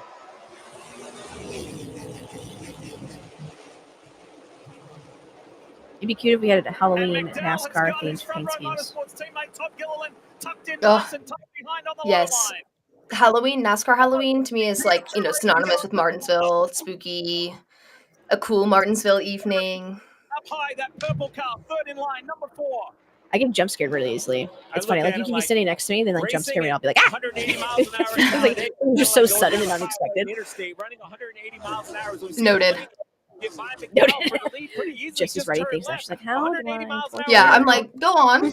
There's just not as much space. It even seems faster. NASCAR fans, as I miss when Very Hollow clear Dega was the thing. information I think it's Hollow Dega. Whoa! Oh That's yeah, a huge one for Larson. Larson loses it. That car just snapped on him and went straight into the There's just wall. a strict overcorrection here on Larson's thing. Yeah, that was It was a hard hit. tough watch. Tough watch. That just snapped in a split second. Yeah, I was doing Nitrocross. I was like literally sitting in the little Nitrocross studio, and a NASCAR fan came up to the gate. And he was like, "Did you see that hit for Larson?" I was like, "No," because I was obviously like working, but I had to go pull my phone out because I mean, holy cow! Sorry, I need to watch And that the darling really And then quickly. it went to the right. Now it appears to me. Briscoe. Who was I that just- that got to That's chase Briscoe. Briscoe? I don't Two know what playoff Briscoe was drivers. doing. I just didn't see it in time, or his and spotter the didn't notice it. Darlington winner, Chase Briscoe. It sucks. His playoff run. It's a tough look too when you get that like knockoff win into the playoffs, and then your first showing is a mistake like that. It's a tough look. Getting any points. And look at them on the left. And That's the also one really easy for me to say from my couch. unit to So. stage one. Yeah. And it is Chase Briscoe. I do love those I memes. will. It's like sports athletes, and then someone sitting on their couch like eating chips or whatever. It's like, yeah, I could throw a fastball at 120 miles per hour. Yeah, no problem. Me. Yeah. I'm like, you're embarrassing yourself. Like, what is this? What move was that? I'm literally like in my sweats. Come on. Ryan Blaney pushing him. One more to go in stage 2. It's points gathering here as Logano drops low. So too does Reddick. Cedric continues. Let me just I love move this on. comment. Yeah, Blenny won stage 1, but which comment? This race made me want to break something. Between the 22 and the 38. 38 thinking the 22 made it through at the bottom. And That's Ty funny. Gibbs says, thanks, I'll take that. I'll grab these stage points. Also, I don't know what Talladega was necessarily, but quick side note, Talladega always does a trick-or-treating for all the drivers' kids, and they do it like in the driver-owner lot, and so they do it, they come dressed up like Saturday morning or something, and everyone trick-or-treats like from motorhome to motorhome. It's adorable. That is so cute. Isn't that cute? Cedric Be a driver, kid. leading more laps That than predominantly yellow he's car, ever led that in a Oscar cup Mayer race. machine. So The that's good. 47 for JTG Doherty Racing. Yeah, Penske ran solid. really well this weekend in Atlanta. Behind him, Ty Gibbs in the all black 54. Also, good for Bowman. Bowman went out there and was like, I cleared the air, guys. I've got a ride. I'm going to go drive like I've got a ride now, you know? Like, Yeah, people get so up. I just like, don't know where it came from, considering that Bob Pockers reported that he had a good contract for till next year at least. Hendrick already said that he has a ride. He also restated again yesterday's press conference. Someone asked him about the Bowman thing. He said he has a ride for next year. Like, don't worry. Like, stop it. Just like, Jesus Christ. yeah. Like, He even said, he was like, I picked up the phone and called. He was like, y'all were getting in my head. Like, I had to pick up the phone and call myself and be like, just confirming. Contact in the wall. let them talk to him about something else. Literally anything. It's not a championship run. We've got an issue No joke. here. Blaney, and then Truex is involved. Yeah, Busher, Truex, and Blaney. Ugh. Hate to see it. About all the playoff drivers who had issues. Truex has had a heck of a bad luck year for sure. I think it's fortunate that that's all that happened to If that. I thought Gob was testing Kyle Busch, no. He's testing Martin Truex. Like, truly. Like, the amount of just, like, bad luck and things that I'm like, this man in his final full-time season, like, I'd be losing my mind. It's a good thing he's so chill. 12 of Blaney right in the left rear. He could be testing both at the same time. He's like, He is. Correct. What he says about Jeff, how the car feels. Well, they know who can fix it. 16 playoff drivers are bound to get in some issues. There's so many Road Bowman haters in open. the NASCAR Bubba Discord Wallace, too. Ty Gibbs, as expected. they Why? need Like, what did fuel. he do? And really, what they Yeah, hope why for does is Bowman get so many haters? playing with them, Dave. Some final, If I'm missing touch-ups something, by all here means, please on the educate me. Damage repair for Ryan Blaney. Jonathan Asser feels like the damage is pretty good, pretty buttoned up there for the 12. And we'll see if he can get back in the game here. He's had one of the best cars all day. I love that in long, NASCAR and he though will that you start can a like long way Blaney back could with tape up 50 his to go. car and then continue racing, unlike other race series. Gets a little bit more sensitive. The car's a little bit more fragile. You cannot do that. Mhm. It's like, tape it Oh, and go. hell no. Slap some duct tape on that thing. Get him back out there. As they swap Martin Truex. Like, come on. He goes from bad to worse. I like how somebody said Drivers will it's on par. Truex's final season is on par with Jimmy's, and like not to be that person or like make something that's not, but like how many like last season, like Harvick's last season wasn't exactly a Harvick showing. Like how many of these final seasons do we see like this before we have some sort of a like, you know, a curse or something, like, you know what I mean, like what, like how many? It's interesting. At the wrong time when Chris Buescher lost his car. 6 playoff drivers in the top 10. Bowman pushes his way through on the inside. It says Hamlin called him a hack. No idea why Ty Bowman Gibbs gets hate. I like him. There's gotta be something that we don't know personally or on the track that I'm not seeing. I get people's point about getting kind of the Dale Jr. Jimmy like flack because coming in under, you know, I don't want to say under their shadow, but like coming in and driving those iconic numbers in NASCAR, that really resonates with people. So I have to believe like he could there was nothing he could have done that would have like lived up to people's perception of Junior and Jimmy. So he just always kind of carries that little bit of flack, I wonder. To determine who wins. Yeah, I wonder how awkward that Walmart partners meeting was the next day. Shareholders meeting. Be like, oh, one of our banners was on track during a race that was sponsored, and we stopped the whole thing. Yoinks. Did Good Suarez airtime, go though. too early? As he takes off, Ty Gibbs. Good stuff. He forces his way through. Chris Gale told us they're the best on fuel, and he is on the gas hard. But here comes Suarez being pushed by Logano. I want to see someone pull a Nico Rosberg, win a title, then retire on top. The winner earlier in the That's a year here in Pikachu Atlanta move. feels he's got another good chance. Gibbs comes back. Busch goes on the low side. Watch the 8. 3 wide. Across the line with 4 to go. Logano with a big run on the outside and Suarez. Suarez puts himself in Bush the was middle. doing great, and then Joey's just didn't up get high. any help. Here they come. The challengers are coming to the youngster. 3 to go from here. This could be anyone's. And Hey, Blaney Snake. now puts Come himself on in in the here. mix, trying to help his teammate up on that high line. Ugh, Lee Diffie just does it for me. This could be anyone's. I'm like, yes, it could, Lee. Mate, and there's a caution. Caution is out. And it's Noah Gregson. Into the Instead, it wall. went to Oh, we 3 wide for remind the me lead to as talk you see about what Lee happens Diffie as you after stack we're up. done with the Looks highlights. like the 21 of I Harrison got a bone Burton to pick with people got on the into internet. Cindric and then came down. I mean, when do I not have a bone to pick? Let's be honest. How special will it be? Let's go back to racing to finish this one off. Let's go back to Logano and racing. Suarez. How big is that push from Blaney for his Team Penske teammate? And then the Trackhouse There's boys so are much stress working on this together. track. Chastain is pushing Suarez. Don't take your eyes off the 20 of Christopher Bell either. First of the Hendrick Chevys is the 48 of Alex Bowman.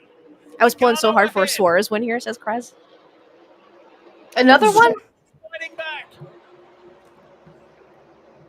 Here they He's got the come cool to the white car. flag. He's- Logano gets another little shove from Ryan Blaney. And the two Penske's clear Suarez. But Daniel's not giving up. It's Joey Logano clearly out in front. But is there a late run? Remember how this finished. Chastain into the wall, but he's able to keep it going. No, as soon as I saw that Chastain was into the wall, I knew that was gonna. They're crashing into Four the worst wall. words you can hear is a driver Chastain into the wall. Caution comes out of the Yes. checkup. They're flying everywhere, and Hamlin is involved. Joey Logano prevails in this first playoff race. And now we start the playoff, boys! Yeah! Hey, race fans, thanks for watching. Hey, race fans, it's us. Yeah, it's funny that Denny Hamlin started in 33rd the whole way to avoid the big one, and then gets involved in the big one at the end. That's not the real reason, but still, he was in the back, and he's like, "Okay, we're gonna be safe back here," and then gets involved anyway in the last lap. Yeah, he's like, the good news is, oh wait. Yeah, good news is we weren't involved in any of those incidents beforehand. Well, bad news is, Yeah. literally the last lap of this. Chastain said, hold my bush.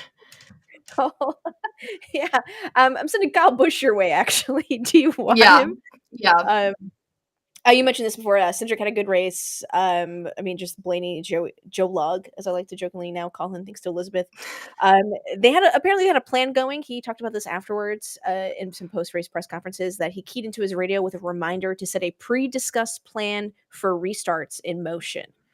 So there were some strategic things happening amongst those Penske drivers, which I thought was interesting. He obviously didn't say what the plan was, because that's for internal eyes only, but I thought that was, I mean, obviously that makes sense, but I always thought that was interesting that they are working together as much as they can to go into the playoffs. Hopefully I'll make it to the Final Four.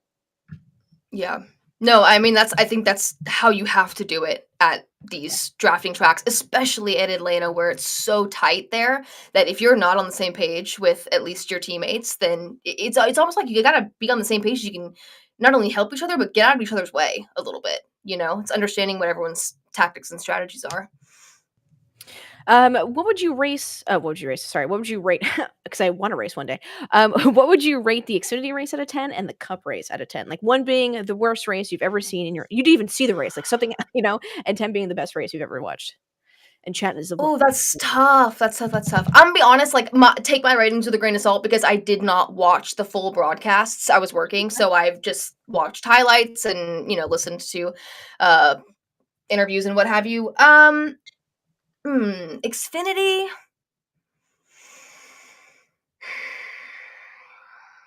I say I'm like say a 7. Ooh, a 7, like a soft 7 or like a 7. The way I said it makes it sound soft, so maybe soft. Like maybe like a soft 7, but a hard like 7.3. I don't know. That makes sense. NASCAR fan says I don't like Hill, but Xfinity was 8 out of 10. 8 out of 10 is pretty good. I feel like 8 out of 10 should. I guess it depends on what we're all saying in our heads. Like we know the scale of 1 to 10, but I feel like in that, like 5 is a race. So anything better than that, I think 8 out of 10 is actually pretty strong. Like 8 out of 10 is a really good race. I like 7 out of 10. And for a Cup race, I enjoyed it. I was gonna give it a 7 or 7.5 out of 10. Same. I'd probably say the same. I honestly, it's tough because I think Okay, look, Atlanta in the spring, you had like a photo finish 3 wide. It's hard to Yeah. anything you race after that, it's going to be a tough comparison. But I'd agree with you, somewhere like a 7 for the Cup Series as well. You can't, yeah, it's hard to compare different races at different, seasons and years and what people are going. The car might be completely different, going through something's going to happen. Things completely change from the springtime race to now. I don't know. Also, you might help me with this because we're going to Watkins Glen. NASCAR is making left and right turns, much to the dismay of Formula One fans everywhere. NASCAR is making it's not a road course. Gird your loins, everybody.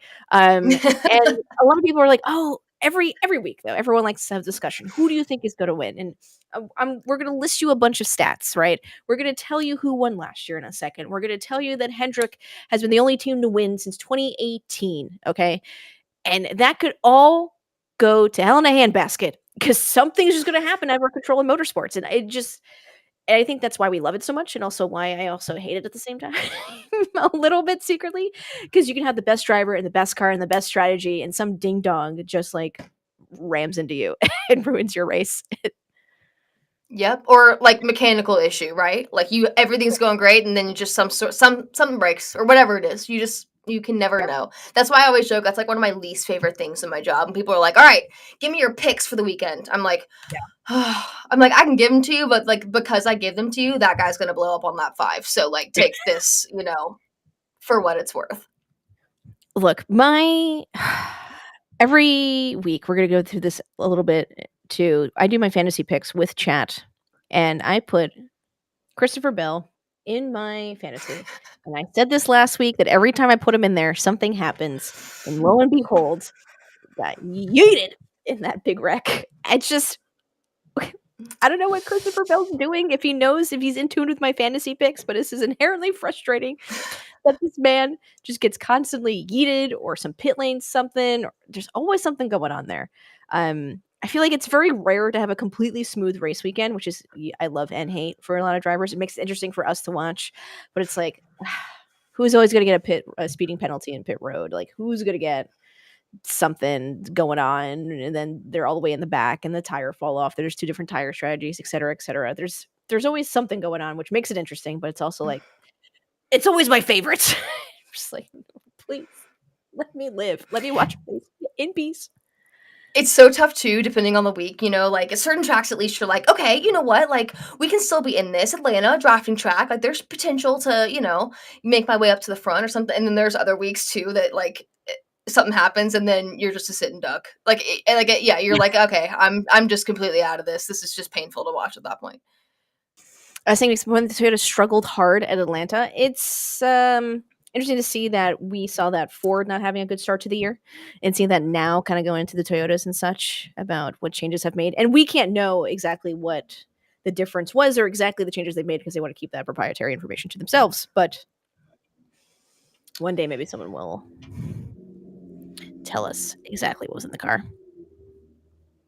I think what's interesting too, just quickly, like Kyle Larson, as an example, quick side discussion about the playoffs and how, like what you were saying about how, things, it's like what we love and hate about the sport, right? Is like the margin for error and how much that can actually make a difference. I mean, looking at Kyle Larson and the incident that he had, he came in to this race in a very good spot. And now he's not, a sitting, I'm trying to pull up the points here.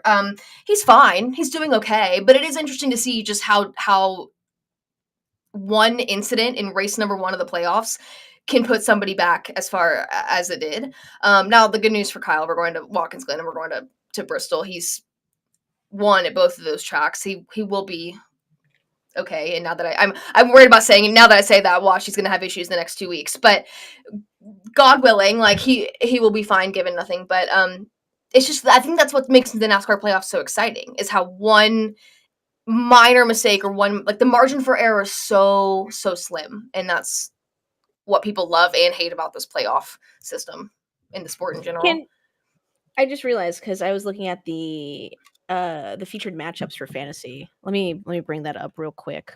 Featured matchups. So really quickly, these are my starters, right? You got William Byron, who did win last year, and then Hamlin came in P2, Seabell, AJ, and then Gibbs. So SVG is racing thought that was a good fun pick. Ty Gibbs did well last year. Christopher Bell did well last year. Denny Hamlin crushing it. And then I put Tyler Reddick in the garage. I might switch that out as a garage person. So I'm looking at featured matchups, and it said Denny Hamlin versus Chase Elliott, and I was like, Chase Elliott. Now, understated dude, I think.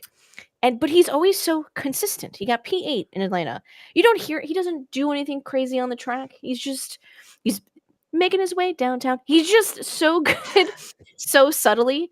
And some people are like, that's boring. And I think that's fascinating that he seems race clean, stayed out of the way, pit crew does a great job, ended up P8.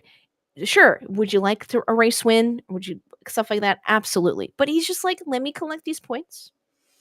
And then suddenly, now he's in the Final Four. And that's how I think he's going to get there. Chase Elliott exists. That is all. I was just about to say that's the best way to put it. Chase Elliott exists. Like, he does. He exists. You know what I think, though, is an interesting topic of discussion around Chase right now is, looking to Watkins Glen, is Chase Elliott used to be the road course guy, right? Like, it was like, if we're going to a road course, it was like, oh, okay, give it to Chase, Well, now in the last 4 or 5 seasons that we've really upped the ante on the road course presence on the schedule, Chase Elliott doesn't really carry the same road course ringer presence that I think he used to. And I don't know. I think that's really interesting. Like, I would think of like 3 other drivers when it comes to road course guys before I thought of Chase. And maybe that's just me, but it's just interesting to see that narrative change a little bit. The NASCAR equivalent of the band's just there. Snakes is from Britain, so that's why he wrote in it, and I'm not gonna say that. So it's interesting. We have these conversations all the time, and okay, so right in Formula One, there's like the driver of the day, and that's also a popularity contest. But we talk about it from time to time, like, oh, so and so passed this many people, they started P whatever, they got up to P whatever. And then, but when the discussions goes to people like Lewis Hamilton or Max Verstappen, no one gives them as many flowers because they're just so good that if they started P last and got up to P top 5, everyone's like, yeah, that's what they do though. Like, why would I reward that? And I feel like that Chase Elliott is kind of in that situation where he does well, consistently, cleanly, races clean, and no one wants to talk about it because it's just Chase Elliott. That's what he does. It's just like, oh yeah, it's easy to forget about him because he's just doing so well and he's just doing Chase Elliott things. Like, we're not surprised. Like, if he was, it's what we expect of him. Which what we expect. Oh, and if he wins, nice. But that's we also would expect from him. Like anything, like if he's in P33, then we're like, oh, that's weird. Anything else from him, we're like, yeah, of course he would be P8. Of course he would win. Of course he would win the stage. Of course, yeah, it's just Chase Elliott doing Chase Elliott things. We don't want to talk about this. It's boring because it's just Chase Elliott doing Chase Elliott things. I was like, no, we can talk about it. I think he's doing subtly enough.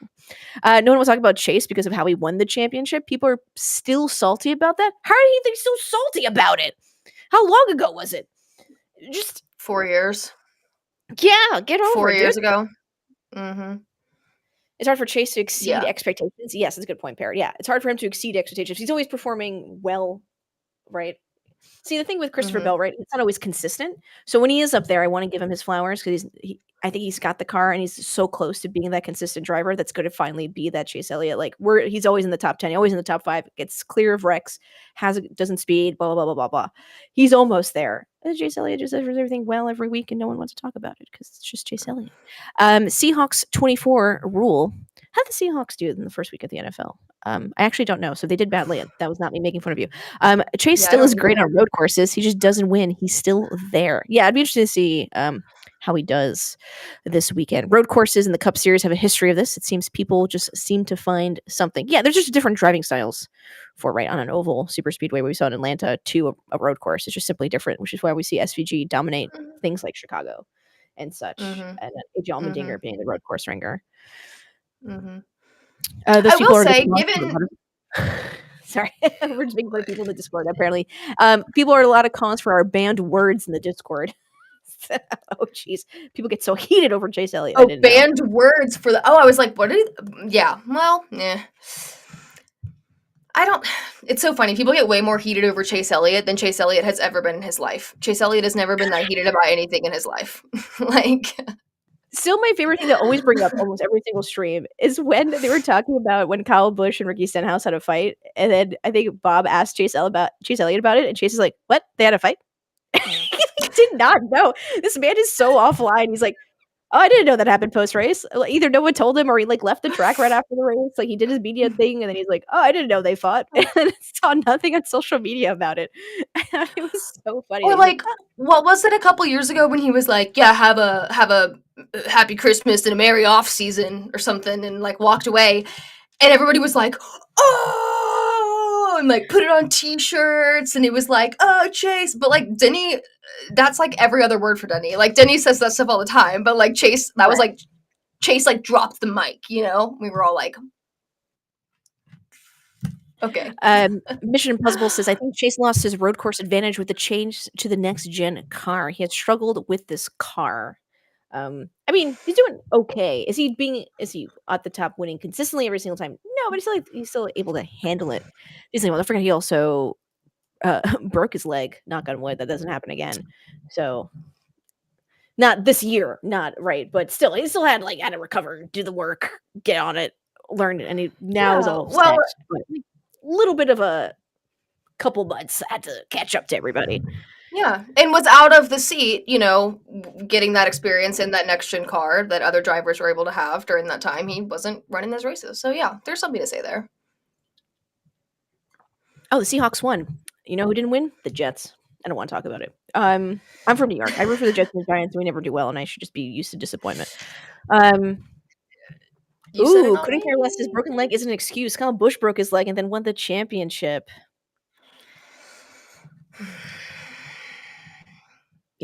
Couldn't care less. I can't even. There's nothing. Yeah, if you guys call me out on correct things, you are then vastly correct. Yeah, he did. He did do that. Snake says a broken leg is absolutely an excuse. Oh, okay, you guys can argue in the Twitch chat about that now. Yeah. Since the next gen card came out, Chase has been 4th, 8th, 2nd, 16th, 4th, 20th, 5th, 2nd, 32nd, 9th, 16th, 4th. He hasn't been bad with the next gen car at road courses. Brandon says, excited to see how the tire fall off affects the race strategy of flipping stages. Oh, good point. Let me switch over real quick. Ooh, wrong window. See, I got like 4 monitors happening here. Doing it live. Matt Weaver. Thank you, Matt, for your tweet. I'm going to put it up on screen. Goodyear officially projecting 3 seconds of fall off on the new compound this weekend at Watkins Glen. Here they have the set limits and things like that, minimum recommendations and such. But the storyline is new tire will introduce more fall off to Watkins Glen race. A little bit of a misspelled fight. Watkins Glen International has traditionally been the super speedway of road courses for NASCAR Cup cars with high speeds and interval tire wear.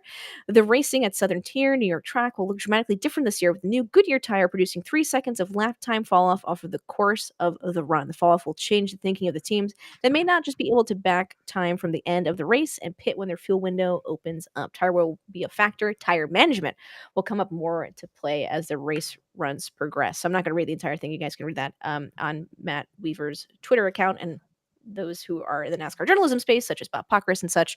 However, I think I love when tire management comes into play because I think that's a good way to test teams and drivers of how good they are at doing that. And I think that's a fun way to also determine who's ready and who thinks about these things and who comes prepared.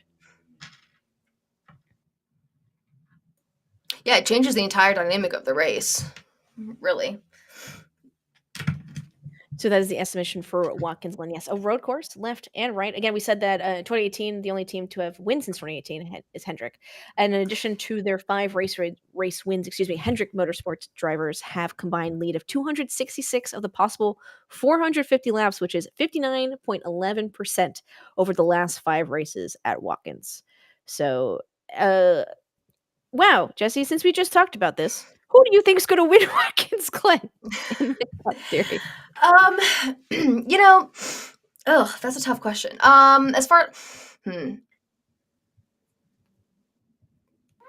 This might be kind of a tough, pick. I don't really know if this is my pick or more of my, I've got my eyes on. I do have my eyes on William Byron. I know it's easy to say, he won this race last year, but he really hasn't done much here in the last few weeks. I'd have to be honest, I'd have to go look back up. But comparatively speaking to how he started this season, making noise over there at Hendrick, he hasn't carried the same level of confidence and success through here into the summer months, into the playoffs. So I feel like this could be, an interesting. I say, yeah, Byron was top 10 almost all day at Atlanta. Yeah, and I mean, that's not to say he hasn't run well, but I guess I just mean as far as William Byron kind of like making his statement here in the playoffs, I think that Watkins Glen will be an opportunity for him to kind of reinsert himself as one of the top competitors in the Cup Series, just like he did to start the season when he did so strong. And he finished last year really strong as well. So, I mean, I just think like this would be a good time for him to kind of continue to hit his playoff stride. Could be this weekend. When we talk about athletes, we talk about drivers and athletes, or we talk about athletes in general. It's hard not to look in, especially in motorsports. Sorry, there's a lot of words trying to come in my mouth at the same exact time, but I only have one mouth and like 16 things happening in my brain. I don't know if that happens to anybody else. Story of my life. When we're talking about, let's start with drivers. Talking about drivers, it's one thing to be like, Byron was top 10 almost all day at Atlanta. Right. That is that's the 27th. That's one race out of 27. Sure. I want to look at his performance in Atlanta and that kind of track exactly what was going on in the context of Atlanta. But when you also want to double click out of it, when you're looking over his whole entire season, is what Jesse's saying, right? So yeah, he was fine at Atlanta, but is he going to be good at Watkins Glen comparatively to his whole race and maybe Atlanta coming off any momentum? So what do I say by that? Byron does well in Watkins Glen, and he has been doing okay this year. Then I'm looking into other road courses like Chicago. How do you do in Chicago? He got P8. Does that mean he's going to win Watkins Glen? Of course, two different courses, but a road course nonetheless. And he did P8. So is he going to do well at Watkins, having that win, having that race experience, being Hendrick knowing exactly what to do as a team with the tire fall off coming into play here? Yeah, I think he's going to get probably a top 5. Do I think he's going to win? Likely to, but I do like Golden's pick of Tyler Reddick, because Tyler Reddick got P2 in Chicago. I think Tyler Reddick's coming up here on the street courses. I think he knows exactly what he's doing, and I think he's I don't want to say out for like blood. Maybe he is. He's just out for wins essentially in that kind of context. So I think Tyler Reddick is someone to look to for a win.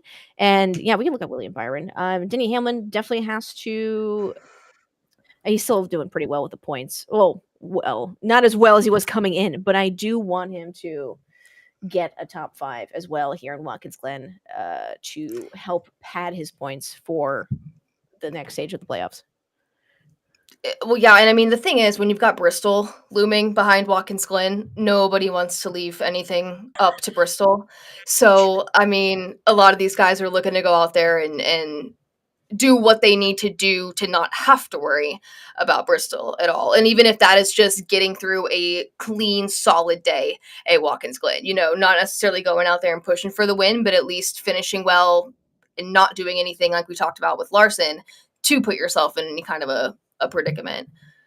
I also think, going back to what you said about Reddick too, I think that team winning the regular season championship was really big for them. I think we're going to see that play factor in some of that momentum, some of that confidence. I think if Reddick could go out there, and Atlanta is such a crapshoot, let's be real. Like, we need to talk about Atlanta the same that we talk about like a Talladega, to be honest with you. Like, just because of the way that it's set up and the way that we're still so much learning this new configuration and it's still kind of coming in.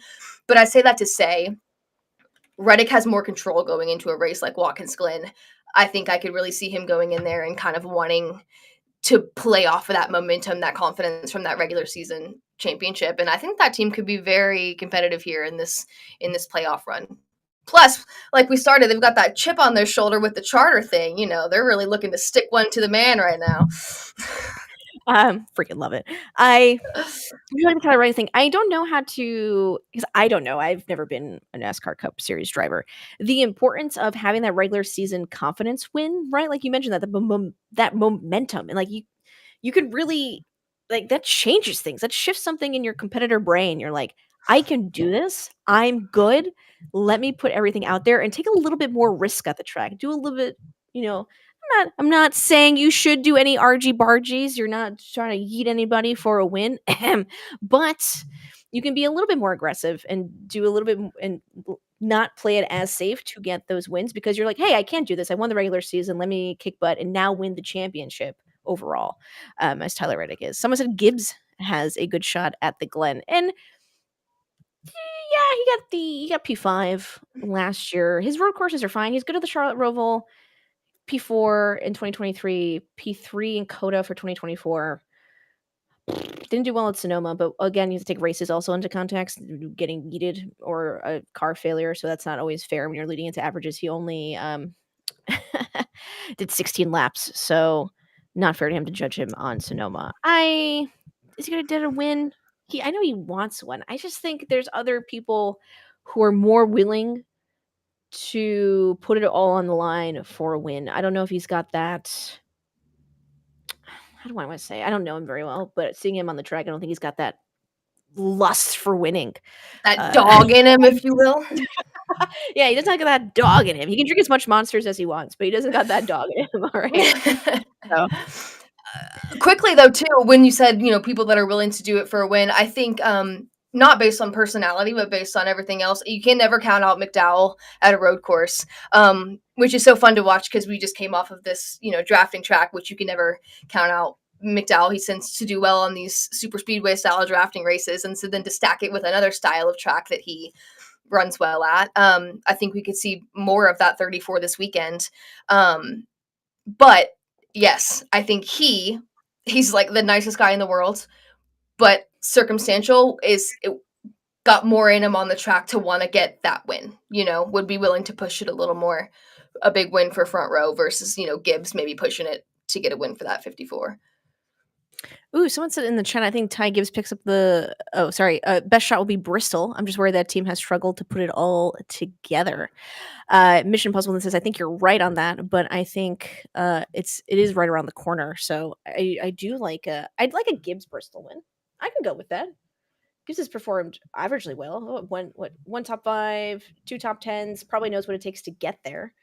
I like a Bristol win for Gibbs. I feel good with that. I feel fine if he could make it there. The only thing that comes to mind for me right now is the how do I put this? I'm hearing the beautiful Coliseum of Bristol's response to a Ty Gibbs win. Can you imagine? The Coliseum? So many cheers. What are you talking about? So many people would be so happy. It would just be confetti everywhere, Jesse. I don't know what you're insinuating at all. I say this a lot, that I am a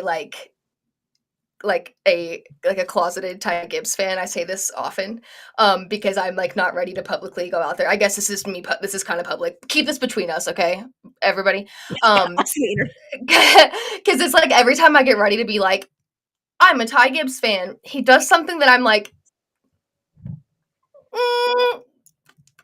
keep that one to myself, So what my point in all of that is, I get it, but also come on, guys, give him some credit, right? I would like to believe that if he did pull it off at Bristol, it wouldn't be a symphony of booze, but realistically, I would be very intrigued to see how East Tennessee / Virginia would respond to that one. Come on, you got some Commanders Redskins love from a throwback, right? No one from that area just remembers what everyone did for the football in the NFL. No fans there from the team of the family. Okay. If you want to take out, if you're only focused on what happens on the racetrack, Ty Gibbs is due. He's due for a good, solid win. He is. He's been running well. You can, at the end of the day, you can't deny that. He's been running well for how green he is in the series, for how young he is. He's been running well. The numbers don't lie.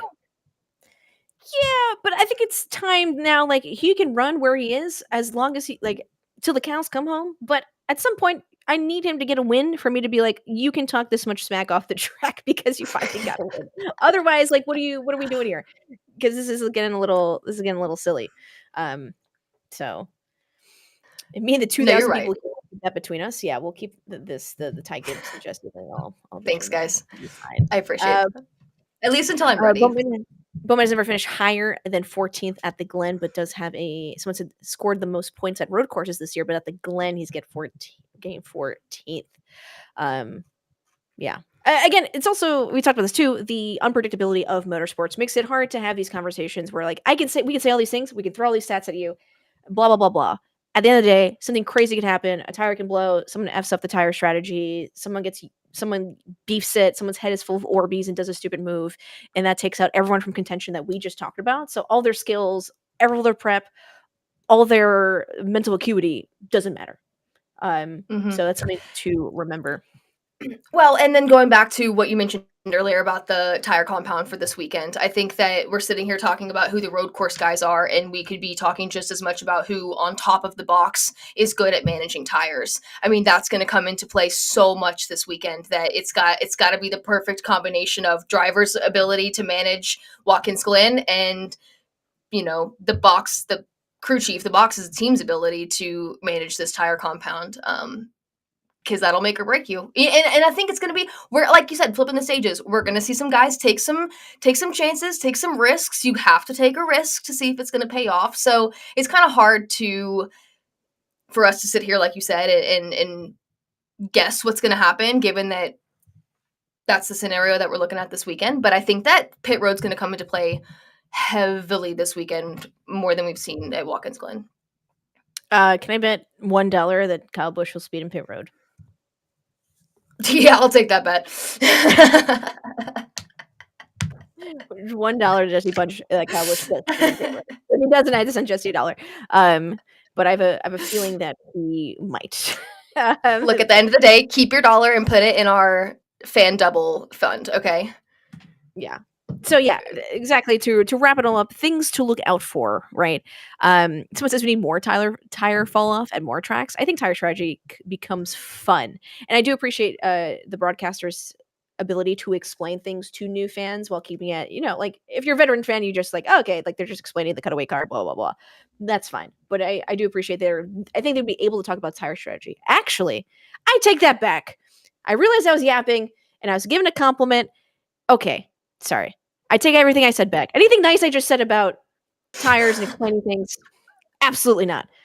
Remember when we had, again, the tire strategy coming into play at previous races? And I was like, okay, I want to see who saved what tires for the end. Let me Google this after the fact and find out why what was Daniel Suarez is doing, because he was on an opposite strategy, and so was Reddick at the point with the softs and the whatever.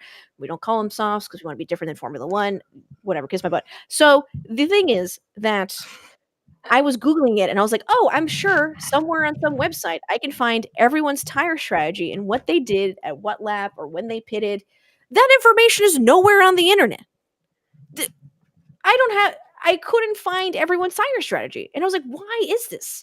I know WEC has World Endurance Championship, FIA. When they were at COTA, I saw they had RFID chips in the tires. So when the cars, and that's how they do it. And I think IMSA does the same thing. And I was like, why didn't we have that here? Like, how am I supposed to analyze, or like, how are we supposed to talk about this and be like, this person had this strategy and this worked out well for them? Because I can't have this conversation if I don't know what anyone did. Sorry, that was my Jerry Seinfeld yelling.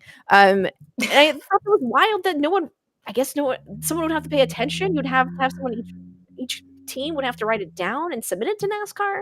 I guess you could do RFID chips for everyone and cars, but I was just annoyed that I couldn't find that information of tire strategy somewhere on the internet for a motorsport that's been in for years. It's a little bit. Racing Reference has a category for pit stops, but nobody ever fills it up. Yeah, I was a little frustrated by that, because usually you can find that everywhere for every other race series, but who had what tires and what was going on when. But I couldn't find that anything for NASCAR when they had those softs on. And I was like, oh, how's that supposed to help me talk about this or like learn about it if I don't know what the fall off was or who switched what? So I was a little frustrated there. Any hoodles, I do think the broadcast would do a good job explaining strategy. No, you're right, though. It is tough. And you make a good point from the learning standpoint. Like, if we're trying to teach people about this, because I would say I know the sport, but I'm still very much learning, especially when it comes to the tire compounds and all the, new things that we're bringing into the sport. But that's a really great point about not having that resource on the tail end to be able to go back and actually look at that and compare. Like, who do we talk to about that? I guess I could have. It's also difficult to rewatch the race because there's just so many cars and there's so many teams and all the cameras are not always on them at the same time, right? Like, it just is the nature of it being. Like, I couldn't, I couldn't rewatch the race in all its entirety and figure it out myself to the point. Maybe I could if I was like really trying, but it would have taken me hours on end. We're to the point it's like, how much do I really want to analyze what tire strategies people have? Like, how much of a point do I really want to make about this? And at the end of the day, there's an easier way to do this.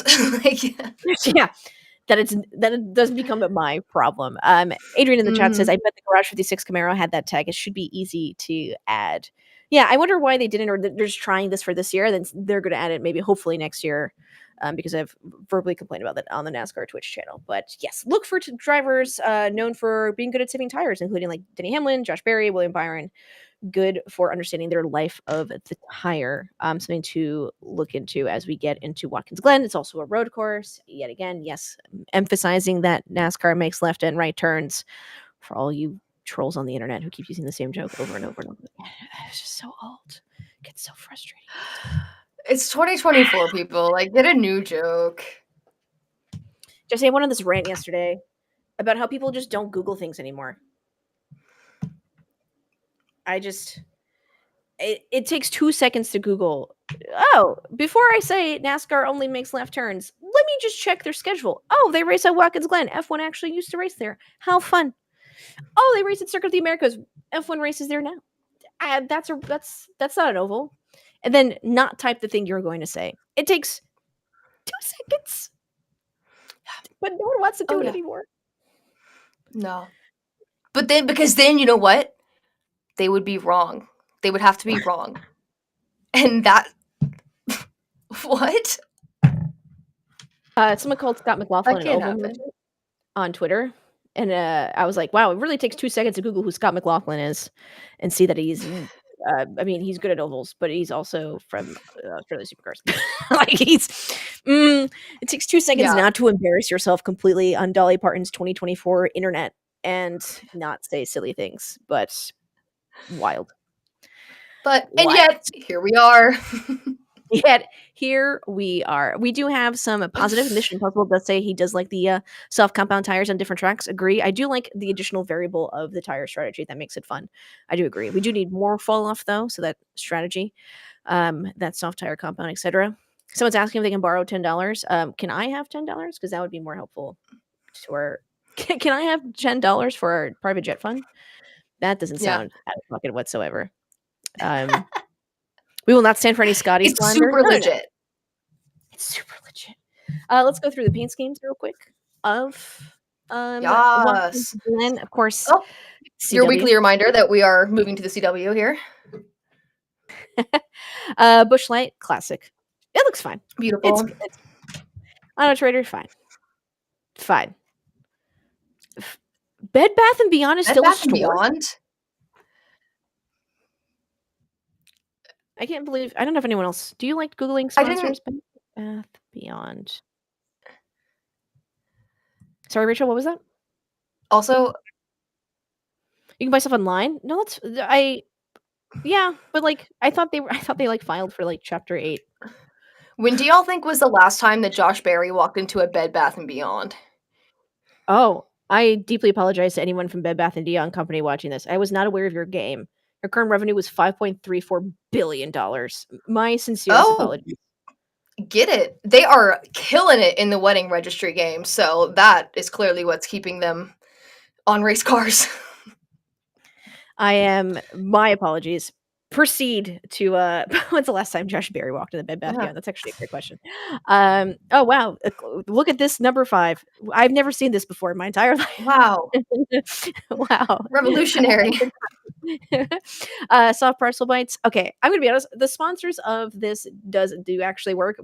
I was in Harris Teeter's the other day, and I did grab this because I saw it, and I was like, oh, I wonder if this is good, and it is good and delicious and full of delicious soft pretzel carbs. So I had it, and I'm just saying it works. And anything King's Hawaiian makes, I'm sold. King's Hawaiian could make the most ridiculous thing, and I'd be like, I bet it's great. I'll buy it. Golden says each week they move a line slightly on Larson's car for a paint scheme and see if anyone notices. It's just like move the 5, maybe like it's just 1 inch to the right. Which quickly, I'm sorry, but quick pause. Can we just like remember when everybody was so up in arms about the numbers sliding forward, and now do we even like? Does your brain even remember that anymore? I was thinking about that the other day. Remember when that was like the biggest gripe everybody had, and now I'm just so used to it. So Jesse, full disclosure, one of my full-time job is I'm certified in change management, and that sounds ridiculous. But people hate change so much that in corporate America and all of the biggest companies, you have someone that basically holds people's hands through various changes of the company, whether that's a software change or a leadership change. You just make it as the transition as easy and as simple as possible because people inherently just hate all sorts of change. And that just was really emphasized to me when the numbers moved. And I was like, this is why I have a job because people cannot handle a change on a Wait, paint scheme. can I hire you to do that for my personal life? Hold my hand through change? Yes. We can chat offline. Chat offline. I might need to get a psychological degree for a therapy session, but if there's a new software you need to learn how to use, just let me know. I will make up a whole communications plan for you, but we got it. No problem. Chase Elliott, classic. Oh, none of the bad. Oh, yeah, because of the They do have money. Also, what all of these like 10 and 4 matching paint schemes this year have really been messing with my brain. The IP got bought by Overstock, which makes sense why the Gregson and such are in the Bed Bath & Beyond. But makes sense. Yeah, we love Denny Hamlin in the 11. I understand when he switches back and forth, but I know this is such a newbie thing to say, and all the people watching on YouTube are gonna roll their eyes. I know why we have to change paint schemes every week. Or most of the I get it. I don't like I don't. I just wish Denny Hamlin could always stay on the 11 FedEx because then I always see him, and then the numbers on the timing screen are that color every week in and week out. Because one time, I think it was Cindric and Blaney switched sponsors. Was it Cindric and the Menards again or something? No, he's doing the Auto Trader, right? Sometimes him and Blaney switch, and I'm like, oh, why is Ryan Blaney yeeting himself into a wall? Oh, it's not. It's Cindric. It's just like, oh, why is Ryan Blaney running 20th? Oh wait, it's Cindric. Yeah. So I get it. I understand why it does throw me off. I also get thrown off when the quarterback does a fake pump and I'm like looking at the wide receiver and actually the quarterback has it the entire time. I fall for that all the time too. So it's no surprise that I fall for this. Okay. Throwback schemes are pretty cool though. Menards just bounce around the 2, the 12, and the 21. No, I get it. I just like it when it's on Blaney's car because in my mind, it makes sense. No, I get it. I totally get it. It makes sense to me. 14 Chrome numbers. Ooh, meat and bone. Oh, I like the fire. This is a different than the usual fire, on the cars, but it should make them 2/10 faster, which is fun. It's fact. If you have flames on your car, you get 2/10 faster. So love that. Okay. Oh yeah, Jesse. So my affinity for Googling sponsors. Do you know about Build Submarines? No. I could infer, but so I'm so excited. Okay. Everyone gather around the campfire. Buildsubmarines.com. If it is what it is. They build submarines, obviously. And you're like, wow, what are you advertising? Because the average NASCAR fan cannot buy, unfortunately, their own submarine. So why they're building at least 3 submarines a year. They're called submarines, 2 Virginias and a Maryland, I think. That's what the type of submarine is called that they're building. They're building 3 a year. They're building them so quickly and rapidly for not only the United States, but also Australia, because they got into a deal with our Defense Department for submarines and other stuff. So Build Submarines needs to hire so many people to help them build these submarines at such a rapid rate that they are advertising. You see them at baseball games on the mound when they do the CGI. You see them on this NASCAR car because they just need people who have that experience of either welding or whatever to come in and help build submarines because they're trying to push them out at such a rapid rate. Fun fact. Holy cow. I was just wondering why Build Submarines. I was like, why would they advertise here? I was like, what do they do? Like, what do they need from NASCAR fans? And I was like, oh, they need hands. They need bodies to help build submarines for the United States. Not to be that girl, but these submersibles are not going to visit any Titanic wreckages, are they? These are all legit. These are, legit military submarines. Beautiful. I'm so glad we cleared that up. Okay. These are Taurus submarines. Okay, cool. These are not run by, what was it, like a PS5 controller or something that they were like steering this thing with? Yeah, these are legit. Okay, cool. That's really crazy though. DeWalt in the 20. Oh, I like this. This is fun. This is a fun. Big on the chrome numbers. big on the chrome numbers. 21, fine. 22, classic. 23, I like this. I like gray on race cars. I don't know what it is, but it looks good. It just looks like a little I do different too. than the black or white, right? I like the in between such. So Bubba's run 24 some neat gray race cars in the past too. Some of his military historically. appreciation schemes have been gray. Yeah. 34, great. 38, fun. I like that advertiser's Wait, going a was the little. 34 a dog sponsor? Dogs dig us. Yes. Okay, well, they lose points for not having a dog on the race car. That's my only feedback. If it is going to be a dog-related sponsor, I would like to see a dog on the car. That's just Fair. me. That's just me. Noted. 23 looks clean. The Air Force 23 car, when they do that one airplane, looks sick, says Nitro in the Twitch chat. Agreed. Yeah, that's exactly what I was thinking of. Yeah. 48 looks standard. Oh, yeah, the 51 Pablo Montoya will be racing in Watkins Glen. He has won this race before, too, so would be fun. And will be fun, excuse me. And he's in the number 50, mobile 150th anniversary. 50th anniversary, sorry. I don't know why I say 150, because I saw the 1 and the 50 and the space in between, and my brain read too fast. 50th anniversary Toyota, excuse me. And it's also Mobile 1, so that throws with your brain a little bit. I like the gray. I like the gold. He's going to crush it. No, it doesn't. I'm He's not so in playoff excited to contention. see him back in the field. It's like super cool to see him back. I love that. Yeah, we love a lot about Pablo Montoya, and I believe, Rachel, am I allowed to say that? What's happening? Yeah, what if I just say it and then people can yell at me if I can't say it? Just essentially that I believe it'll be well documented, his run in Watkins Glen. Like, it'll be on socials. You guys will be able to see some behind the scenes stuff if you follow NASCAR on such and whatnot. Like, we really want to highlight, obviously, one of our incredible sponsors, but also Juan Pablo Montoya being Juan Pablo Montoya and racing at Watkins Glen, knowing what it's like to win. He had a sim session this morning, so he'll probably be good. Pretty excited. It's good to see him back. I don't know. I'm surprised we don't see any former F1 drivers throwing their hat in the ring. I mean, besides Juan Pablo Montoya. Like, I know we had Justin Button last time, or a couple times ago, Kimi Schumacher. So I would Schumacher, Raikkonen. I'm so sorry. I'm surprised. Oh, Mick Schumacher would be fun. Get him in the car. He's not doing anything with Alpine, in road or in Fuji this weekend.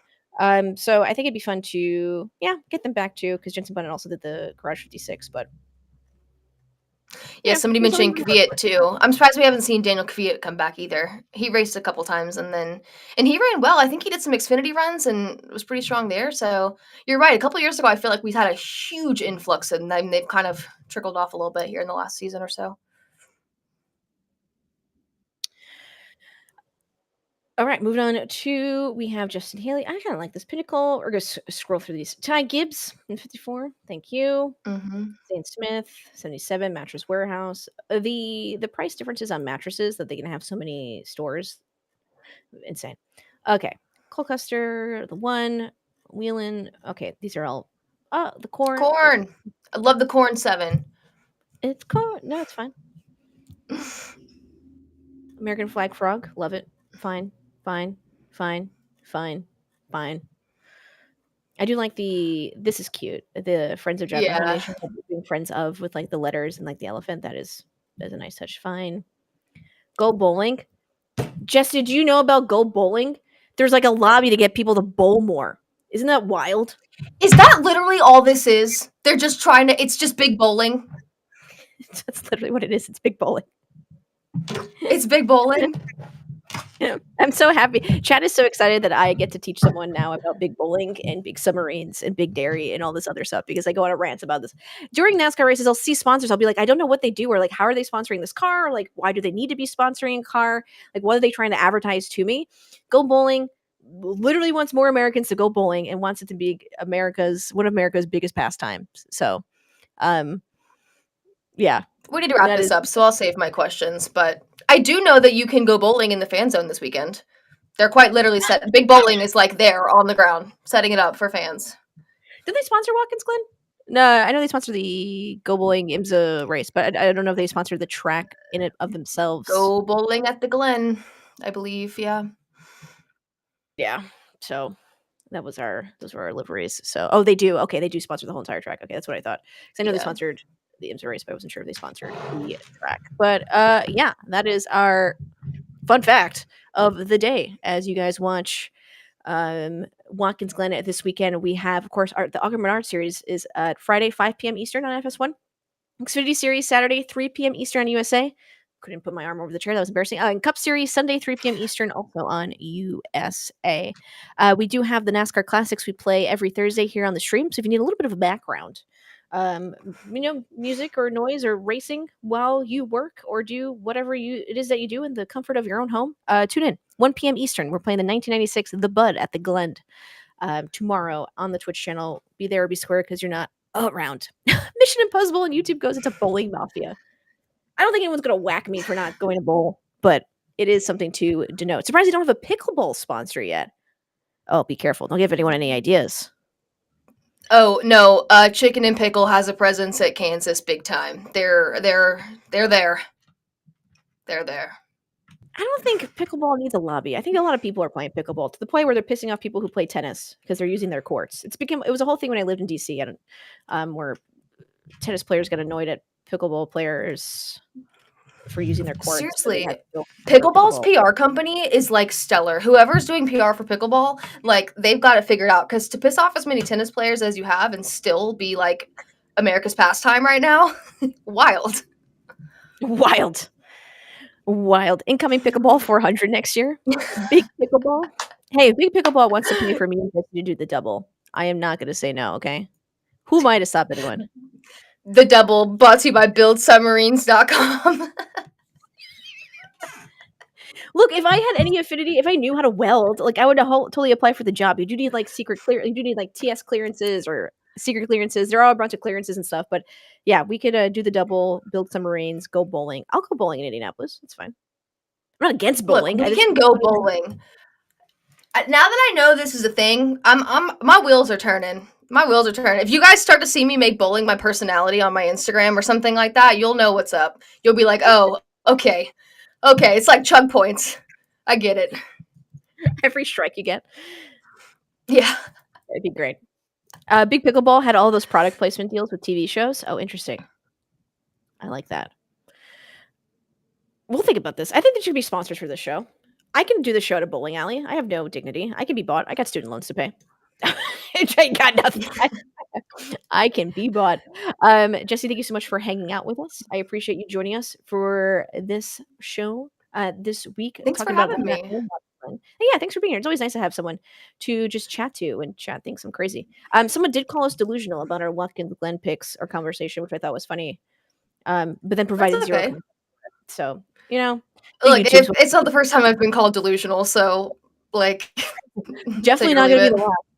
Take it or leave it. Yeah. Chat, thanks for hanging out with us. You are NASCAR fans. This is the NASCAR Twitch and YouTube channel. We are here every Wednesday at 1 p.m. and then we play our classics race at Thursdays at 1 p.m. Thank you so much for watching. We hope you enjoy the races this weekend.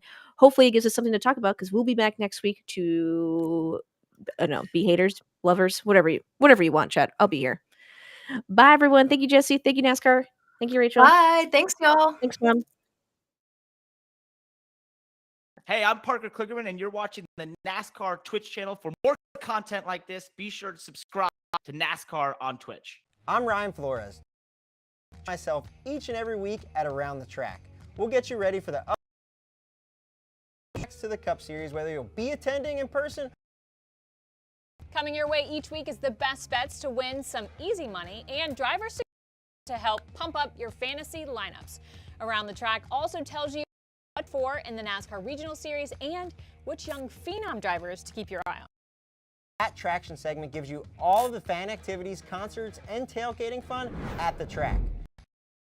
Around the Track each and every Wednesday on NASCAR's YouTube channel. Join myself each week for NASCAR Inside the Race. Plus, we'll dive into the data and go in depth on race strategies, penalties, and rules. NASCAR Inside the Race, presented by Consumer Cellular, each Tuesday on NASCAR.